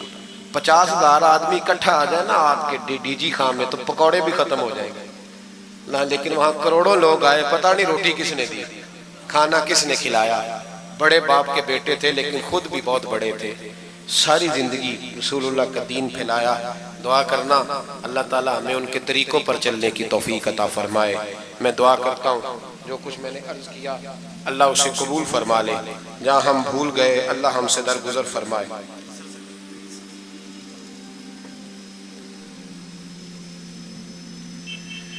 आप मुझसे अगर कहेंगे तो फिर सोशल मीडिया पे तो बड़ी बातें कौन कौन सी बयान करूंगा। तो बहरहाल हजरत इब्राहीम अलैहिस्सलाम के बारे में कुछ कहने को कहा गया। हजरत इब्राहीम अल्लाह के दोस्त है। वत्तखज़ल्लाहु इब्राहीम खलीला, अल्लाह के खलील है। यारों के यारों पर बड़े मान होते हैं, बड़ा प्यार होता है। फरिश्तों ने एक दफा शिकवा किया था कि या अल्लाह तूने यार बनाया है, उनके पास बड़ी बैल, बड़ी गायें, बड़े तूने ऊंट दिए हैं, बड़ी बकरियां दी हैं, तो यार तो उन्होंने बनना ही था। तो रब करीम ने फरमाया जाओ इम्तिहान कर लो। तो एक फरिश्ता आके ना फसल में बैठ गया, जैसे बड़ी फसल होती है ना कमाद की, तो वो जिक्र करने लगा अल्लाह ताला का, कोई भी जिक्र, सुबहान अल्लाह व बिहम्दिही सुबहान अल्लाह, मुख्तलिफ रिवायतों में मुख्तलिफ लफ्ज में। हजरत इब्राहिम को सुना तो बड़ा मजा आया, तशरीफ ले गए ढूंढते ढूंढते। तू जिक्र कर रहा था, कहाँ? फरमाने लगे फिर जिक्र सुना मुझे मेरे रब का। कहने लगा पहले मर्जी से कर रहा था, अब आपकी मर्जी है तो पैसे लगेंगे। क्या लेगा? कहने लगा सारे ऊंट ले लूंगा। फरमाया तेरे हुए ना इल्मा विच फसा सानू, तू यार दी गल सुना सानू। तो हजरत इब्राहिम अलैहिस्सलाम ने सारे ऊंट दे के जिक्र सुना, थोड़ा और करो। तो फरिश्ता कहने लगा सारी गायें ले लूंगा फिर करूंगा। फरमाया तेरी हुई, तेरी। कहा जनाब सुनाता हूं, सुनाया। थोड़ी देर के बाद कहने लगे और जिक्र करो। कहने लगा सारी बकरियां ले लूंगा। फरमाया तेरी हुई। ये जिक्र का भी एक नशा है, यार की बात का भी एक नशा है, ये नात की भी एक लज्जत है। ये जब लग जाती है तो फिर रोज दिल करता है, रोज। फरमाया सारा कुछ तेरा हुआ। जब सब दे बैठे तो कहने लगे थोड़ा और सुना। कहने लगा आप क्या दोगे? तो आप फरमाने लगे जानवर संभालने के लिए तुझे किसी की मदद की भी तो जरूरत है ना, तो मुझे रख ले, मैं तेरी मदद करता रहूंगा, तो मुझे रब का जिक्र सुनाते रहेगा। हजरत इब्राहिम अलैहिस्सलाम ने जब फरमाया तो फरिश्ता कहने लगा ऐ अल्लाह तूने सही बंदे को खलील बनाया, ये इस काबिल है कि तेरा खलील। आप भी मेहरबानी करें, कुछ दे अल्लाह के रास्ते में, कुछ दे, अपने इदारों की, मदारस की, मसाजिद की, गरीबों की, यतीमों की मदद करें ताकि अल्लाह की खिल्लत का मामला हो। औरतों के महफिल मिलाद के बारे में पूछा गया, औरतें मिलाद करें कि घर के अंदर करें, लेकिन गुजारिश ये है कि आवाज मर्दों तक न जाए और सिर्फ खवातीन का इज्तिमा हो, उसमें मर्द ना हो। कोशिश करें औरत की आवाज का भी पर्दा है तो वो इस तरह महफिल मिलाद करें कि ज्यादा से ज्यादा बापर्दा रहे, लेकिन जाना चाहिए, शरीक होना चाहिए। जाएंगे तो दीन का पता चलेगा। अल्लाह ताला तौफीक अमल अता फरमाए। हक ऐसे हैं जो मरने के बाद भी वाजिबुल अदा होते हैं। उनमें से पहला हक अस्सलात अलैहिमा, उन पर जनाजा पढ़ना है। इंतकाल के बाद वालिदैन का औलाद के ज़ुम्मे आयद होने वाला पहला हक उन पर जनाजा पढ़ना है। तजहीज़ व तकफ़ीन, तदफ़ीन, ये इसके ज़ुमरे में आती है। खुशनसीब वो औलाद है कि जो अपने माँ बाप का जनाजा पढ़ने की सलाहियत रखती है, और खुशनसीब वो वालिदैन हैं कि जिनकी औलादें उनका जनाजा बाकायदा पढ़ सकती हैं। वरना कितने लोगों को मैं जानता हूँ कि जिन्होंने अपने माँ बाप का जनाजा नहीं पढ़ा। आप सोच रहे होंगे कि वो मुल्क में मौजूद नहीं होंगे, कहीं सफ़र पे होंगे। नहीं, वो मौजूद थे, कब्रिस्तान में गए हैं, लेकिन खड़े रहे हैं, जनाजा नहीं पढ़ा। क्या उस शख्स से बड़ा कोई बदनसीब हो सकता है कि जिसने अपनी हकीकी माँ का जनाजा नहीं पढ़ा, अपने हकीकी बाप का जनाजा नहीं पढ़ा और मौजूद भी था? तो ऐसे लोगों को आप भी जानते हैं। ये वो लोग हैं जिन्हें जनाजा आता नहीं होता और वो रस्मन सफ़ में खड़े होते हैं और माँ बाप का ये हक अदा नहीं कर पाते।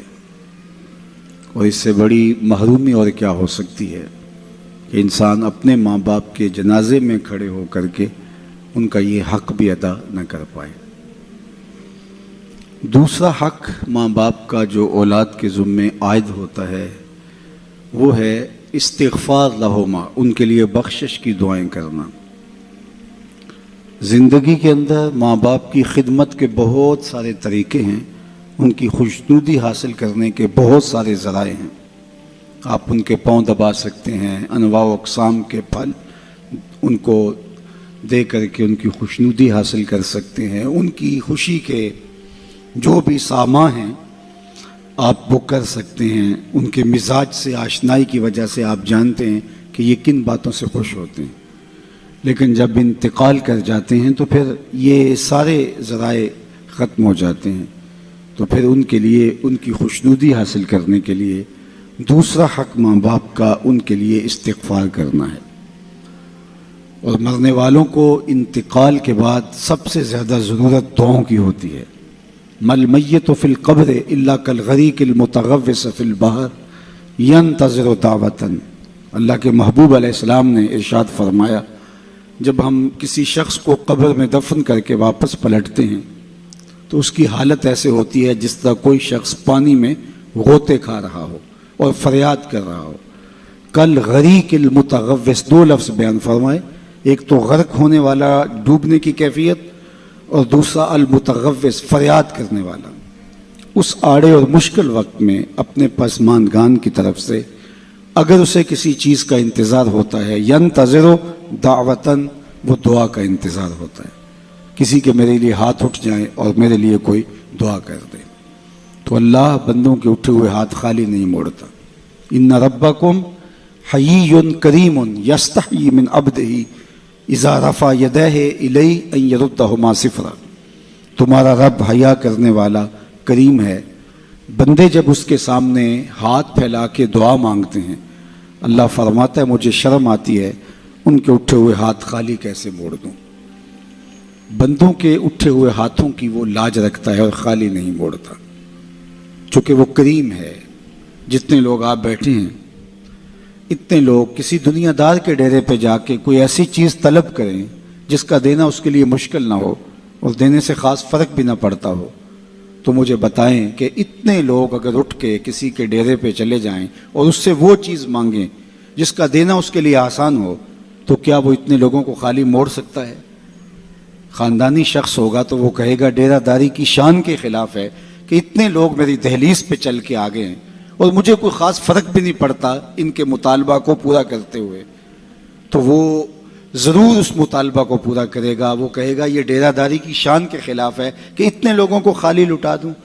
अल्लाह कहता है ये मेरी शान के ख़िलाफ़ है कि मेरा बंदा जब मेरे सामने हाथ फैला के दुआ मांगता है तो मैं उसको खाली लुटा दूँ। इन्ना रब्बकुम हय्युन करीमुन यस्तही मिन अब्दिही इज़ा रफ़ा यदैहि इलैहि अन यरुद्दहुमा सिफ़रा।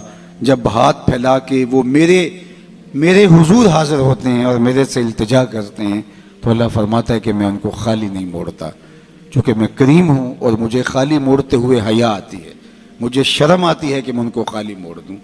चूँकि अगर मैंने भी खाली मोड़ दिया तो वो और तो कोई दर नहीं है जहाँ जाके वो झोली फैलाएंगे और जहाँ जाके वो अपने हाथ फैला के दस्ते तलब दराज करके मांगेंगे। अगर मैंने भी ना दिया तो फिर वो किस दहलीज पे जाएंगे, किस दर पे जाएंगे? और अगर कोई खुद मांगने के लिए तैयार नहीं है तो अल्लाह ताला बेनियाज है। कुल मा यअबउ बिकुम रब्बी लौला दुआउकुम, ए महबूब फरमा दो अगर तुम उसे नहीं पुकारोगे तो वो भी परवाह नहीं करेगा।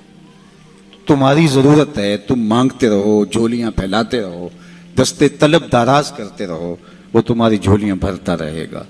लेकिन अगर तुम मुतकब्बिर हो गए, तुम सरकश हो गए और तुमने मांगना छोड़ दिया तो वो उसे भी फिर परवाह नहीं, चूँकि वो करीम भी है और वो बेनियाज भी है। तो तुम उससे दस्ते तलब दाराज करके मांगो।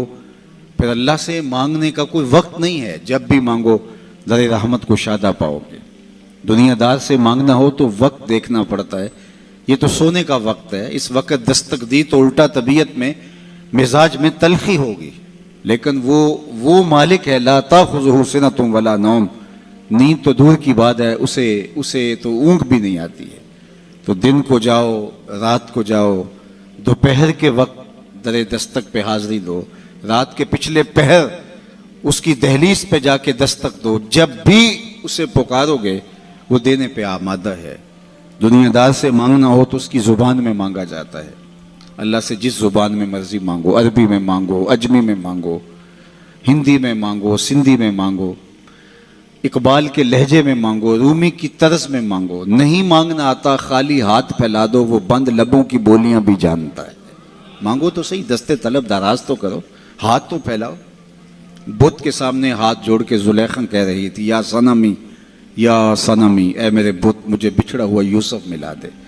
पत्थर का मादू भला उसकी फरियाद क्या सुनता, लेकिन उसका एतकाद था। वो सरे शाम बुत के आगे बैठ जाती और यूसुफ के मिलने की इल्तिजाएं करती, या सनमी या सनमी। उम्र बीत गई, ना उसका जज्बा कम पड़ता है और ना यूसुफ मिल रहे हैं।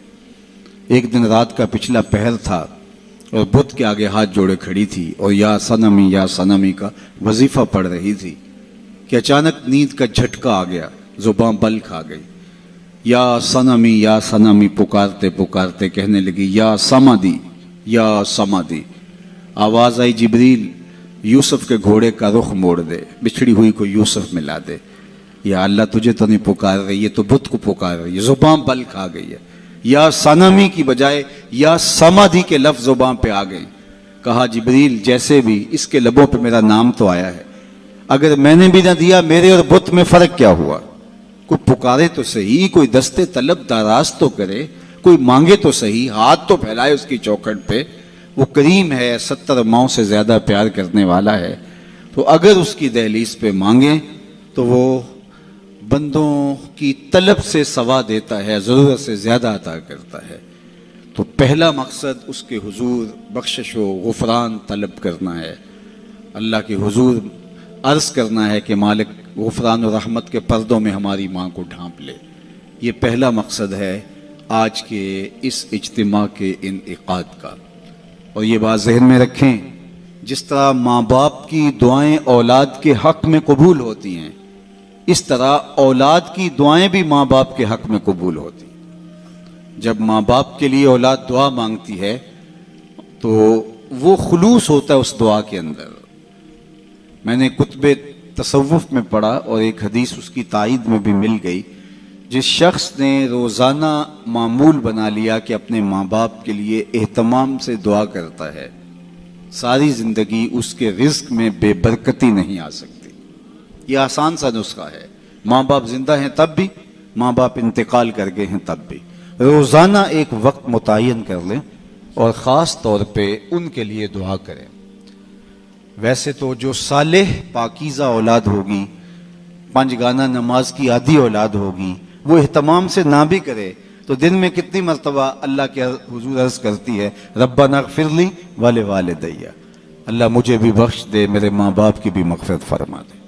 तो खुश नसीब माँ बाप के लिए दुआओं के सिलसिले होते हैं। तो माँ बाप के लिए दुआओं का सिलसिला जारी रखना, ये खुश नसीब औलाद का मकसूम होता है। औरों से दुआ करवाना, आपको इसलिए बुलाया गया है ना कि इतने लोगों के हाथ उठेंगे, कितने नेक बूढ़े बुजुर्ग सफ़ेद रीश लोग, नेक सादात कितने लोग हैं, तो अल्लाह किसी की कबूल कर ले। तो औरों से दुआ करवाना। हज़रत अबू हुरैरा रज़ी अल्लाह तआला अन्हु कहा करते थे, अल्लाहुम्मा अग़फ़िर ले अबी हुरैरा वाले उम्मी वाले मन इस्तग़फ़रा लहुमा, ए अल्लाह अबू हुरैरा को बख्श दे, अबू हुरैरा की माँ को बख्श दे, और जो हम दोनों के लिए बख्शिश की दुआ करे उसे भी बख्श दे। हज़रत मोहम्मद बिन सरीन जलीलुल क़द्र ताबई हैं, वो जब भी कभी ज़िंदगी में दुआ मांगते थे तो ये दुआ ज़रूर साथ मांगते, अल्लाह अबू हुरैरा और उनकी माँ की मग़फ़िरत फरमा। तो किसी ने उनको कहा कि आपको कोई ख़ास हमदर्दी है, कोई ताल्लुक़ ख़ास है उनके साथ? तो फरमाया कि हाँ वो तो सबको ही है, लेकिन मैं असल उनकी दुआ का खुद मिसदाक बनना चाहता हूँ। चूँकि उन्होंने कहा था, ए अल्लाह अबू हुरैरा को बख्श दे, अबू हुरैरा की माँ को बख्श दे, और जो हम दोनों के लिए बख्शिश की दुआ करे उसको भी बख्श दे। तो मैं उनके लिए दुआ करके अपनी बख्शिश का सामान कर रहा। तो अपने माँ बाप के लिए दुआओं के सिलसिले को कभी भी टूटने नहीं देना चाहिए। वालिदैन के लिए कसरत से दुआ, अल्लाह अकबर, ये अपने बातिन की बेहतरी का जरिया बनती है और रिज्क में इजाफे का सबब बनती है। और खुश नसीब औलाद माँ बाप के लिए दुआ को कभी भी तर्क नहीं करते और लोगों से भी कहते हैं कि मेरे माँ बाप के लिए मग़फ़िरत की दुआ करें। हज़रत अबू हुरैरा फरमाया करते थे, कोई है जो मस्जिद इशार में 2 रकत पढ़े और मेरी माँ की मग़फ़िरत की दुआ करे?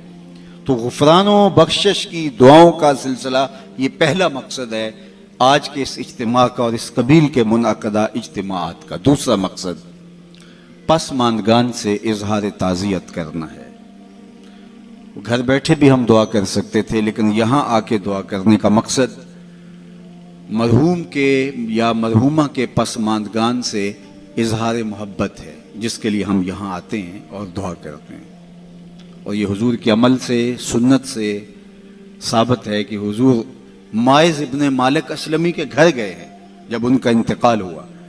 और आका करीम ने जा करके कहा इस्तग़फिरू माइज, माइज के लिए बख्शिश की दुआ करो। हालांकि जब उनका जनाजा उठा तो वो एक सिलसिले में मौखूज़ हुए, फिर हद जारी की गई। तो आका करीम ने फरमाया था कि मेरे माइज ने ऐसी सच्ची तौबा की है, अगर रूए ज़मीन के तमाम लोगों में तकसीम कर दी जाए अहले ईमान में, लकफ़ा हम सब की मग़फ़िरत हो जाए। यानी उनकी तौबा को औरों में बांटा जाए तो वो भी बख्शे जाएं, तो उनके घर हुजूर आके फिर दुआ क्यों करते हैं, जबकि हुजूर फरमा चुके हैं। और ये भी फरमाया कि वो जन्नत की नहरों में गोते ले रहा है, जन्नत की नहरों के अंदर वो कलकारियां ले रहा है, जन्नत की नहरों में नहा रहा है।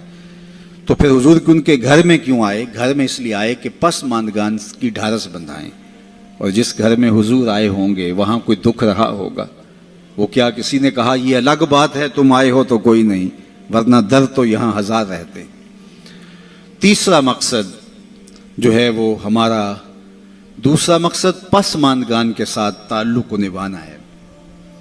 यानी ये तीनों मकासद जो चीदा चीदा मैंने अर्ज किए, तीनों मकासद तीन अशखास से जुड़े हैं। पहला मरने वाले की ज़ात से, दूसरा पसमानदगान से, और तीसरा हमारे अपने वजूद से। मरने वाले के लिए दुआ, और हमारी दुआओं की उन्हें ज़रूरत है। अगर वो अल्लाह के करम से, अल्लाह के फजल से अल्लाह ने उनको गुफरान और रहमत के पर्दों में ढांप लिया तो दर्जे बुलंद होते हैं दुआओं से। और दूसरा मकसद पसमानदगान से ताज़ियत। ज़ाहिर है माँ एक ऐसा रिश्ता है कि जिसका नेमुल बदल क्या बदल भी मौजूद नहीं है। इंसान ज़िंदगी के जिस मरहले में भी चला जाए माँ की कमी को शिद्दत के साथ महसूस करता है। अभी हम अंदर बैठे थे तो यहाँ से कोई शेर पढ़ रहा था तो आवाज़ जा रही थी कि माँ की वफ़ाएं जब हुजूर याद करके रो पड़ते हैं तो फिर हम अपनी माँ के लिए अपने दिल के अंदर क्या जज्बात, कुछ इस मफहूम का शेर था। और वो एक बाकायदा वाक़या मौजूद है, अल्लाह के महबूब अलैहिस्सलाम बाकायदा अपनी माँ को याद करते हैं। अल-हाविल अल-फतावा के अंदर इमाम सयूती ने बड़ी तफसीली कहानी लिखी है कि एक दिन हुजूर मक्के से हिजरत फरमा के जब मदीना तशरीफ़ लाए तो एक दिन मस्जिद नबवी में नमाज पढ़ाने के लिए अल्लाह के महबूब तशरीफ़ ले गए। इशा की नमाज का वक्त था तो हुजूम आशिकां जो ही हुजूर हुजराए नूर से बाहर निकले तो अदब से सहाबा खड़े हो गए। बस ये लम्हे हुजूर अलैहिस्सलाम की आंखों के सामने आए तो आंखें छलकने लगी। और फिर हुजूर अलैहिस्सलाम ने एक ठंडी आह भरी और एक जुमला इरशाद किया, लो अदरक्तु वालिदैया औ अहदहुमा, काश आज मेरे माँ बाप जिंदा होते या कम अज़ कम मेरी माँ ही जिंदा होती। इंसान ने मुश्किल वक्त देखा हो, बाद में खुशहालियाँ आ जाए या और ज़्यादा खुशहालियाँ अल्लाह अता कर दे तो इंसान आरज़ू करता है। आज तो इस दुनिया में ये नफसी नफसी की दुनिया है, इसमें तो वो कहते हैं क़यामत के अंदर होगा नफसी नफसी का आलम, तो ये तो क़यामत से कबल ही आलम हो गया है। तो आज तो किसी की इज़्ज़त पर लोग आतिश गैज़ व गज़ब और आतिश हसद में जलने लग जाते हैं। तो एक माँ ऐसा रिश्ता रह गया है जिसको क़ल्बी फ़रहत और मुसर्रत होती है। अब आका करीम अलैहिस्सलाम का मामला आप जानते हैं कि पैदा होने से कबल बाप का इंतकाल हो गया। 6 साल की उम्र थी कि अपनी वालिदा के हमरा हुजूर मदीनातुल मुनव्वरा में पहुँचे हज़रत अब्दुल्ला की कब्र की ज़ियारत के लिए। जब वापस पलटे तो अबवा के मकाम पर हज़रत आमना सलामुल्लाह अलैहा को सख्त बुखार हो गया। उन्हें लगा कि ये मेरा बुखार जानलेवा साबित होगा, तो उन्होंने हुजूर अलैहिस्सलातु वस्सलाम के सर पे हाथ रखा और हुजूर से कुछ कहना चाह रही थी, आखिरी बात, लेकिन वो ज़ब्त के बंधन टूट गए और छम छम आंसू आंखों से टपकने लगे। तो हज़रत आमना ने जो जुमले कहे उलमा ने सीरत की किताबों में मौजूद है। सीरत की सबसे पहली किताब जो है वो इब्ने हशाम के अंदर ये लफ्ज़ मौजूद हैं कि हज़रत आमना बमुश्किल चंद जुमले अदा कर पाई, और वो ये थे कि बेटा हर नई चीज़ से पुराना हो जाना है, हर बाकी ने फना हो जाना है, मैं भी जा रही हूँ। व ज़िक्रा बाक व वलद तो तोहरा, लेकिन मेरा जिक्र नहीं मिटेगा, इसलिए कि तेरे जैसा सुथरा बेटा छोड़ के जा रही हूँ। जिन माओ के बेटे अच्छे हों उनका तज़किरा मिटा नहीं करता, उनकी यादें ख़त्म नहीं होती। ये आखिरी लफ्ज़ थे सैयदा आमिना के कि उनकी सांस टूट गई और इंतकाल हो गया। हुजूर अपनी माँ से लिपट गए और बार बार कहते थे अम्मी आप आगे बोलती नहीं, लेकिन खामोश हो गया था चमन बोलता। फिर माँ की वहीं तदफीन की, अबवा की रेत के छोटे छोटे जो है वो टुकड़े पत्थरों के माँ की कब्र पे रखे। और हो भी क्या सकता था, वो क्या किसी ने कहा तुझे किन फूलों में हम कफन दें, तो जुदा ही ऐसे मौसमों में हुआ जब दरख्तों के हाथ फूलों से खाली थे। माँ की तदफीन के बाद उम्मे ऐमन के साथ हुजूर लिपट के बैठ गए और हज़रत अब्दुल मुत्तलिब के पास उन्होंने आके ख़बर दी कि आपकी बहू इंतकाल कर गई रास्ते में और अबवा में हमने तदफीन कर दी। इब्ने हिशाम ने लिखा है कि हुजूर को आगोश में समेट कर हज़रत अब्दुल मुत्तलिब बहुत रोए और उम्मे ऐमन से ही कहा कि मेरे बेटे का तुमने बहुत ख्याल रखना है। और आका करीम अलैहिस्सलाम की ज़िम्मेदारियों को जिस तरह फिर वो निभाते रहे, वो तारीख़ का एक अनोखा बाब है। और हज़रत उम्मे ऐमन ने जिस तरह ड्यूटी सर अंजाम दी, हुजूर अलैहिस्सलाम फरमाया करते थे उम्मे ऐमन मेरी माँ के बाद मेरी माँ है। फिर हज़रत अब्दुल मुत्तलिब का भी इंतकाल हो गया 2 साल के बाद। उस वक्त हुजूर अलैहिस्सलाम की उम्र 8 बरस थी।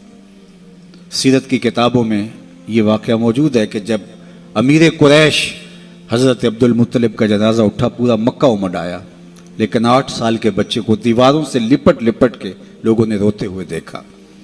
फिर चचा की कफालत, फिर वो वक्त भी गुजरा। मक्के के बाजार, ताइफ की गलियां, खुदे हुए गड़े, डाली जाने वाली उजरियां, आलाम, तकलीफ़ें, कुफार की तरफ से रेशा दवानियाँ, जबर, जुल्म और इस्तिबदाद की लंबी दास्तानें। अल्लाह का हुक्म होता है कि आप हिजरत करके मदीने आ जाएं, तो हुजूर अलैहिस्सलाम मदीने चले गए। तो आज हालात बदल गए। हुजूर जो ही हुजरा अनवर से बाहर निकले, सहाबा दब से खड़े हो गए। वो वक्त बीत गया जब लोग पत्थर मारते थे, अब सहाबा पलकें बिछाते हैं। वो वक्त गुजर गया जब लोग आवाज़ें कसते थे। सहाबा सफ़ों में हाथ बांधे मुंतज़िर हैं, और जो ही हुजरा अनवर से हुजूर निकले तो अदब से इस्तादा हो जाते हैं। तो आका करीम की नज़र पलट के अबवा में चली गई और मक्के की गलियों में होने वाले जुल्म व जबर को हुजूर अलैहिस्सलाम ने तसव्वुर में ला करके कहा, लो अदरकतु वालिदैया औ अहदहुमा, काश आज मेरे माँ बाप जिंदा होते या कम अज कम मेरी माँ ही जिंदा होती। व आना उसल्ली सलात अल इशा, और मैं लोगों को नमाज इशा पढ़ा रहा होता। व अक़राउ फ़ीहा बिफ़ातिहतिल किताब, और उसमें सूरा फातिहा की तिलावत चल रही होती। फिर मेरी माँ को मेरे साथ कोई काम याद आ जाता, वो दरवाजे पर आती, चिलमन सरकाती और मीठी आवाज़ में मुझे बेटा मोहम्मद कह के आवाज़ देती। फरमाए लोगों में अपनी नमाज छोड़ के माँ की बात सुन लेता। माँ की कमी को इंसान हर दौर में, हर लम्हे में महसूस करता है, चूँकि ये रिश्ता ही ऐसा है जिसका नेमुल बदल क्या बदल भी मौजूद नहीं है। माँ जब बोलती है तो उसके लहजे में जिब्रील बोलता है। माँ जब मुस्कराती है तो लगता है जन्नत के सारे फूल खिल उठे हैं। माँ को अल्लाह ने वो दर्द, वो दरक, वो मोहब्बत, वो प्यार और वो तड़पती हुई बेताब ममता दी है कि जिसकी कोई मिसाल ही नहीं है। एक शायर हुआ ताबिश, उसने माँ के प्यार को कितने खूबसूरत पैराए में बयान किया। एक मुद्दत से मेरी माँ नहीं सोई ताबिश, मैंने एक बार कहा था मुझे डर लगता है। कहा बचपन में मेरे मुंह से निकला था अम्मी मुझे रात को डर लगता है। कहता है बूढ़ा हो गया हूं लेकिन मेरी माँ अब भी मेरे बिस्तर पे फूंके मार के सोती है कि मेरे बेटे को कहीं डर न लग रहा हो। अल्लाह अकबर। हमारे एक बहुत बड़े अदीब गुजरे हैं, उनकी वालिदा इंतकाल कर गई, तो उन्होंने एक कॉलम लिखा था उस ज़माने में कि अनपढ़ और बूढ़ी माँ की याद में। वो कहते थे कि मेरी माँ पढ़ी लिखी नहीं थी लेकिन मेरी यूनिवर्सिटी वही थी, मेरा कॉलेज वही था। और फिर कहते हैं कि ऊंची मस्तदों के ऊपर बैठने का वो लुत्फ कहाँ जो माँ के कदमों में बैठने का सुरूर है। आली नस्ब होटलों में खाना खाने का लुत्फ कहाँ जो चूल्हे पर बैठ के माँ के हाथों से पकी हुई चपातियाँ खाने में मिलता है। आली जनाब, हजरत साहब, क्या क्या लक़ब दिए जाते हैं, नकीब हजरात उठा के कहाँ से कहाँ तक ले जाते हैं, लेकिन इन लफ्ज़ों में वो चाशनी कहाँ जो माँ की ज़ुबान से ओए मिट्ठू और ओए बबलू में रखी गई है।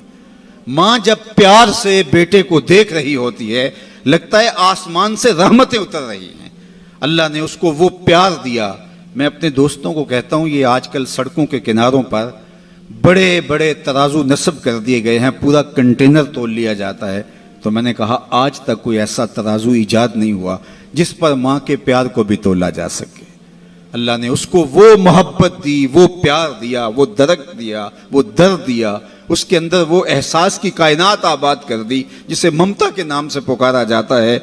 नेमुल बदल क्या बदल भी मौजूद नहीं। अल्लाह ने माँ के रूप के अंदर अल्लाह अकबर वो प्यार रखा है। माँ जब प्यार से हाथ उठा दे तो अर्श से बेटे के हिस्से की दुआएं खींच के ले आती है। और लाजमी नहीं है कि माँ राबिया बसरिया हो तो फिर ही उसकी दुआ कबूल होती है। लीपा पोती करती हुई माँ अपने गारे से भरे हुए हाथ भी उठा दे, अल्लाह उनको भी खाली नहीं मोड़ता। अल्लाह जल्ला शानहू ने माँ के सीने के अंदर औलाद के लिए इतना प्यार रखा है। अगर आपकी तवज्जो हो तो मैं आपसे कहना चाहूँगा कि माँ औलाद से इतना प्यार क्यों करती है, दुख झील लेती है। गरीब माएँ तो लोगों के घरों के बर्तन मांजने से भी गुरेज नहीं करती। शहर में आकर पढ़ने वालों भूल गए हो किसकी माँ ने कितना जेवर बेचा था। माएँ किन किन मुश्किलों से गुजर के औलाद की तरबियत करती हैं, गुलामियाँ कबूल कर लेती हैं। माँओं की कहानियाँ दिल आवेज हैं अगर इस उन्वान से बात चले। लेकिन मैं आपसे पूछता हूँ कि माँ को औलाद से इतना प्यार क्यों है, तो आप सबका एक जवाब होगा, इसलिए कि औलाद को माँ ने जन्म दिया है। तो जिस माँ ने औलाद को जन्म दिया वो इतना प्यार करती है, तो जिस रब ने खलक किया वो कितना प्यार करता होगा। जन्म देने वाली का प्यार किसी तराजू पे नहीं तोला जा सकता। और जिसने दस्ते कुदरत से बनाया है, या अय्युहल इंसान मा गर्रका बिरब्बिकल करीम अल्लज़ी खलक़का फसव्वाका फअदलक फी अय्यि सूरतिन मा शाअ रक्कबक। माँ की दहलीज छोड़ के बच्चा भाग जाए, आवारा मिजाज बच्चा, तो माँ कहती है पुत्र आजा, इतनी ठंडी छाँव कहीं नहीं मिलेगी, पलट के आजा, मेरी बाहें तेरे लिए खुली हैं। और मालिक की दहलीज छोड़ के जब सरकश इंसान भागता है तो उसकी रहमतें आवाज देती हैं, या अय्युहल इंसान मा गर्रका बिरब्बिकल करीम, ओ भागे हुए इंसान आजा, पलट के तेरा रब बड़ा ही करीम है। मुझे बताओ कोई भागे हुए को यूं भी आवाज देता है? कभी मुजरिम का पुलिस को ताकुब करते आपने देखा होगा, सख्त गिर उस्ताद को बदतमीज तालिब इल्म के पीछे दौड़ते देखा होगा। लेकिन यहां प्यार का अनोखा उसलूब है, दिल आवेज कहानी है।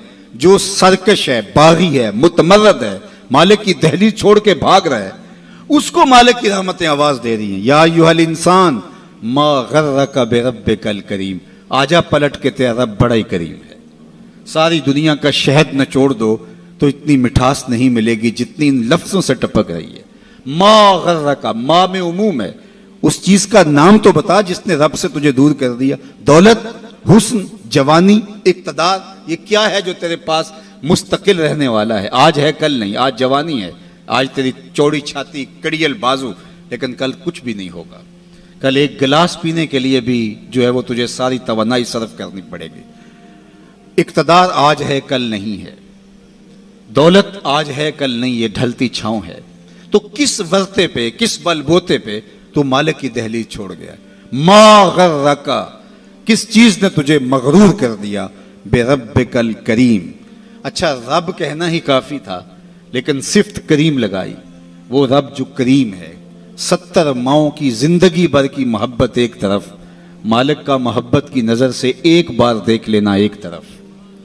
तो कहा वो करीम रब, फिर आगे बढ़ के कहा अल्लाज़ी खलक़का, देख तेरा उसका रिश्ता कितना गूढ़ा है, वो तेरा खालिक लगता है, उसने तुझे तख्लीक किया है, दस्ते कुदरत से बनाया है। माँ ने पैदा नहीं किया, जन्म दिया है, और उसके प्यार का ठिकाना नहीं है। समंदर की पाताल तक तो कोई पहुंच गया होगा, लेकिन माँ के प्यार का ठिकाना आज तक किसी को नहीं मिला। अल्लाह ने उसके सीने के अंदर जो औलाद की मोहब्बत रखी है, और वो मोहब्बत इसलिए कि उसने औलाद को जन्म दिया। जिस माँ ने जन्म दिया वो इतना प्यार करती है। अल्लाह फरमाता है अल्लाज़ी खलक़का, देख मेरा तेरा रिश्ता, मैं तो खालिक लगता हूँ, मैंने तो तुझे खलक किया है, तुझे दस्ते कुदरत से बनाया है, और मेरी दहलीज छोड़ के भाग गया। फसव्वाका, फिर तुझे हमवार किया, तेरे आज़ा को तवाज़ुन बख्शा, तुझे हुस्न दिया, तुझे जवानी दी, तुझे कदे राना दिया, तुझे एतदाल दिया। 2 आंखों में एक आंख का साइज ही छोटा हो जाता तो बता कितना भद्दा लगता। 2 टांगों में एक टांग का थोड़ा सा साइज छोटा हो जाता तो 6 फुट का कदे ना रखने वाला किस कदर अजीब शख्सियत का मालिक होता। ये सब कुछ मौजूद था। आंखों में बिजलियां होती, कानों में समात के उजाले होते, जुबान पे जो है वो नुतक का उजाला और नूर फैला होता, कदे रा ना होता, लेकिन दिमाग के पुर्जे ढीले होते। तो कमीज के पीछे घर का एड्रेस लिखा होता कि जिसको मिले इस एड्रेस पे पहुंचा दे। इंसान तुझे मैंने तवाजुन बख्शा है, फसव्वा का फ़अदलक, तुझे एतदाल दिया है, तुझे हुस्न भी दिया, तुझे जवानी भी दी, तुझे जमाल भी दिया, लेकिन तुझे तवाजुन और एतदाल भी दिया। अल्लाह अकबर, ये है तेरा रब। आजा पलट के, आना तो तूने है ही। फिर जो लोग कंधे पे उठा के लाएंगे, अच्छा नहीं अपने कदमों से चल के आजा, भाग तो सकता नहीं है, आना तो तूने फिर मेरी दहलीज पे है, लेकिन फिर लोग उठा के लाएंगे, फिर मुंह ढांप के आता फिरेगा, अच्छा नहीं खुले मुंह से आजा, मेरी रहमतें तुझे भर के इस्तिकबाल करना चाहती हैं। मेरा बंदा मेरी तरफ एक बालिश आता है तो फरमाया कि मैं उसकी तरफ एक जरा आता हूं, एक गज आता हूं, और अगर मेरा बंदा मेरी तरफ एक कदम आता है मैं 70 कदम आता हूं, और अगर मेरा बंदा मेरी तरफ चल के आता है अतः तो हूं हर वाला, मेरी रहमतें दौड़ के इस्तिकबाल करती हैं उसको। आज आजा, कल तो तूने आना ही आना है, कल लोग उठा के लाएंगे, बेहतर अपने कदमों से खुद चल के आजा। या अय्युहल इंसान मा गर्रका बिरब्बिकल करीम अल्लज़ी खलक़का फसव्वाका फ़अदलक फ़ी अय्यि सूरतिन मा शाअ रक्कबक। देख कैसी सोहनी शक्ल दी है, कैसी सूरत दी है, क्या जमाल तुझे अता कर दिया है, तुझे पता ही नहीं तुझे क्या क्या जो है वो नज़म दिए हैं, तेरे अंदर क्या क्या सिस्टम उसने लगाए हैं। मेरे एक दोस्त के अंदर, जो एक दोस्त है, उसके मुंह के अंदर जो लुआब की मिकदार है, वो जो मतलूबा मिकदार चाहिए उससे कुछ कम पैदा होती है, तो उसको बोलने में दिक्कत है। मसला क्या है जी, उसका लुआब की मिकदार कुछ कम पैदा होती है। दुनिया का अमीर तरीन शख्स उनासिस, ये टॉप 10 लोग बनते तो किसी जमाने में, यूनान का उनासिस जिसका बहुत बड़ा काम था और दुनिया के 10 लोगों में शामिल था, तो उसकी आंख के पपोटे काम करना छोड़ जाते हैं। ये खुद कार सिस्टम है, हमने चूंकि कभी इसका बिल नहीं दिया इसलिए हमें पता नहीं ये कितना बड़ा नज़म लगा हुआ है। उधर से तिनका उड़ा, उधर से आंख बंद हो गई, ये खुद कार निज़ाम है अल्लाह ने जो रखा हुआ है। तो उसके पपोटे काम करना छोड़ जाते हैं, डॉक्टर सोल्यूशन टेप लगा के उसकी आंखें बंद करता है तो वो सो जाता है, और फिर जब उसने आंख खोलनी होती है तो सोल्यूशन टेप लगा के आंखें खोलता है। तो किसी ने उनासिस से पूछा कि तेरी जिंदगी की सबसे बड़ी ख्वाहिश? उसने कहा काश मैं अपनी आंखें अपनी मर्जी से खोल सकूं। तो कहा इसके लिए तुझे दौलत लगानी पड़े तो कितनी दौलत झोंक सकता है? उसने कहा सारी दौलत लगा दूंगा, काश कि मैं अपनी आंखें तो अपनी मर्जी से खोल सकूं। हम तो अपनी आंखें अपनी मर्जी से खोलते, हमारे अंदर तनफ्फुस का निज़ाम है, इन्हिज़ाम का सिस्टम है, अज़लाती निज़ाम है, इतनी कायनात है, हमने कभी तफक्कुर और तदब्बुर भी नहीं किया हमारे मालिक ने हमें क्या क्या दिया है।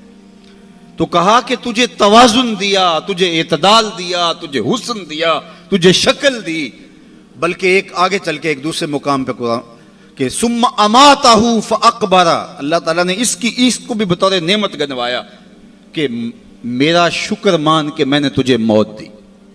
अगर तुझे मौत ही न देता बता क्या करता? बुढ़ापा आ गया था, अर्जुल उमर आ गई थी, अड़ जाता।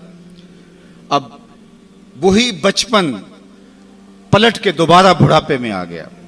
वह मन नुअम्मिरहु नुनक्किसु फिल खल्क, सूरह यासीन।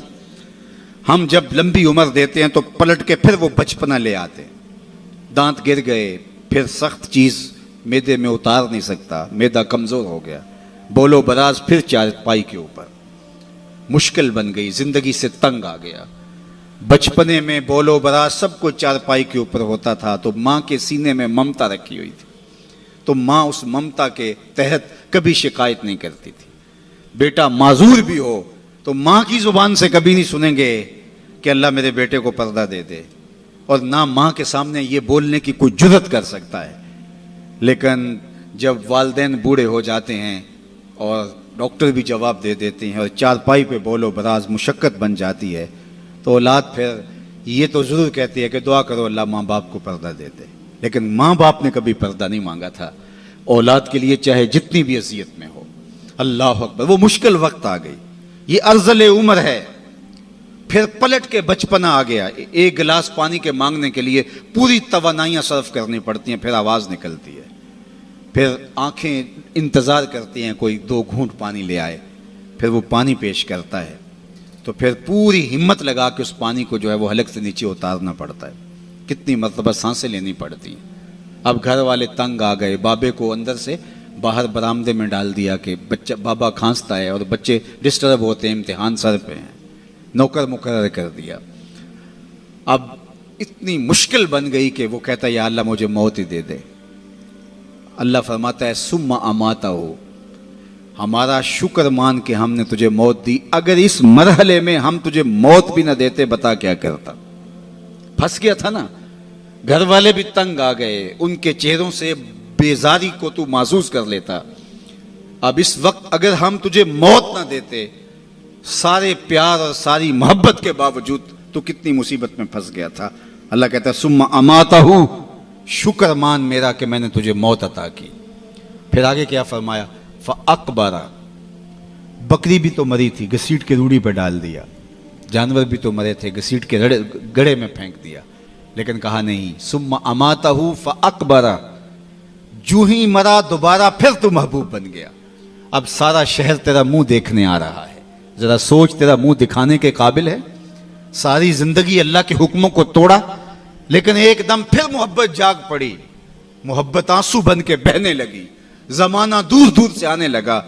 फिर कहा कि अब ये शाहकार है मेरा, इसको यूं ही नहीं फेंकना जिस तरह गधे को फेंका था, बकरी को फेंका था। कहा इसको गुस्ल दो, इसके अंग अंग पे खुशबू मलो, चिट्टे लिबास का कफन दो। फिर कहा इसका जनाजा उठाओ। एक आदमी नहीं उठाएगा, एक आदमी भी तो उठा सकता था, कहा नहीं 4 आदमी उठाएं। और उनको भी कहा कि कंधा बदलते रहना, और फिर कहा तेज न चलना, मेरे शाहकार को झटका न लग जाए। क्या एजाज है, क्या तकरीम है, क्या प्रोटोकॉल है। अब जनाजा आ गया कब्रिस्तान के अंदर, इमाम काबा भी हो तो वो पीछे खड़ा होगा, जनाजा आगे होगा। वक्त का गौस भी हो तो पीछे खड़ा होगा, इसका जनाजा आगे होगा। ये तेरा प्रोटोकॉल है, ये एजाज है, ये तेरी तकरीम है। कहा फिर इसके लिए छोटा सा घर बनाओ, फिर उसके अंदर दफन करो, फिर कहा इसके ऊपर फूल डालो, फिर खड़े होकर दुआएं मांगे, इल्तिजाएं करे, ए इंसान तूने मेरे साथ क्या किया और मैंने तेरे साथ क्या किया। कितनी इज्जत अफजाई, कितनी तकरीम। सुम्मा अमातहू फ़अक़बरा, तो आप पलट के अपने मालिक की दहलीज पे आ जा। वो ना हो कि कल पछताए, लेकिन कल का पछताना सवाए हसरत बढ़ाने के अलावा और कुछ नहीं होगा। आज का पछतावा कल की बेहतरी का ज़ामिन हो सकता है। वक्त पर काफ़ी है एक कतरा भी आबे खुश हंगाम का, जल गया जब खेत बरसा मी तो फिर किस काम का।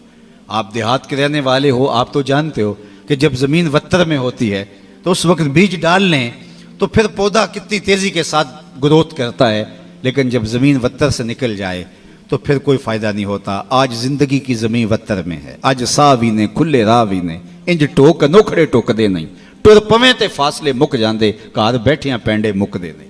आज उठने वाला हर कदम तुम्हें मंजिल से करीब कर देगा, और कल का पछतावा सवाए हसरत, दुख और अजियत बढ़ाने की और कुछ नहीं होगा। या लईतानी कद्दम तो ले हयाती, ये कुरान ने कहा कि वो चीख चीख के कहेगा हाय मैं उस जिंदगी को यहां भेज दिया होता पहले, लेकिन फिर क्या फायदा। बल्कि मैंने तो पढ़ा है कि कयामत के दिन नेकोकार भी पछताएंगे। बदकारों का पछताना तो समझ में आता है, नेकोकार क्यों पछताएंगे। जब अपने अच्छे आमाल की जजा देखेंगे तो वो पछताएंगे, जो चंद लम्हे ज़ाया कर दिए वो भी क्यों ज़ाया कर दिए, वो भी उसकी याद में, उसके जिक्र में, उसकी मोहब्बत में गुजार दिए होते। तो आज वक्त है, आज फुर्सत है, आज ले उनकी पनाह, आज मदद मांग उनसे। कल क़यामत को ना मानेंगे, अगर मान गया उस दिन तो हर कोई मानेगा, लेकिन आज का पछतावा कल की बेहतरी का ज़ामिन हो सकता है। वो एक फ़कीर था, बाजार में खड़ा रो रहा था, तो एक आदमी ने गुजरते रोक करके कहा किसी ने मारा है बाबा, मैं पूछ लेता हूँ। कहा नहीं कोई ऐसी बात नहीं, तो क्यों रो रहे हो। उसने कहा बस इनके रवैये ने रुला दिया। क्या मतलब। कहा गुजर रहा था, इनको दुनिया में खोए हुए देखा तो मेरे दिल में ख्याल आया कि इन बंदों की रब की सुलह ना करवा दूं। तो उसने हैरत से पूछा फिर क्या हुआ। कहा मैंने उससे बात की। उसने कहा ले आ मेरी तहलीज पे, मेरी चौखट पे, एक आंसू से सारे गुनाह धो डालूंगा। मैं बड़ा खुश हुआ, मैं इनसे बात की, ये उल्टा मेरा मजाक उड़ा। जा बाबा काम कर, कहाँ से आ गया है, तुझे क्या पता ये दुनिया और दुनियादारी और दुनिया के मामले, ये कारोबार हयात, जा मौज कर। वो तो मान गया था, यही नहीं माने। 2 4 5 दिन गुजरे तो वही शख्स दोबारा गुजरा, तो कब्रिस्तान में वही बाबा खड़ा रो रहा था। तो वो फिर रुका, कहा कि बाबा बाजारों में भी रोता है, कब्रिस्तानों में भी रोता है, आज क्या माजरा हुआ। कहा उनसे मायूस हो गया था तो आज मैं इधर आ गया। तो मैंने सोचा इनकी कब्रिस्तान वालों की रब की सुलह करवा दूं। तो उसने कहा कि जो है फिर क्या हुआ। उसने कहा मैं इनसे बात की, उन्होंने कहा हम तैयार हैं, लेकिन उससे बात की तो वो नहीं माना। आज वो मान रहा है और कल वो नहीं मानेगा। आज ले उनकी पनाह, आज मदद मांग उनसे, कल क़यामत को ना मानेंगे अगर मान गया। आज का पछतावा कल की बेहतरी का जामिन बन सकता है। ये थोड़ी जिंदगी है, ये टूट के बिखर जाने वाला ख्वाब है। कुछ नहीं है इस दुनिया की हकीकत। चीज दुनिया है क्या?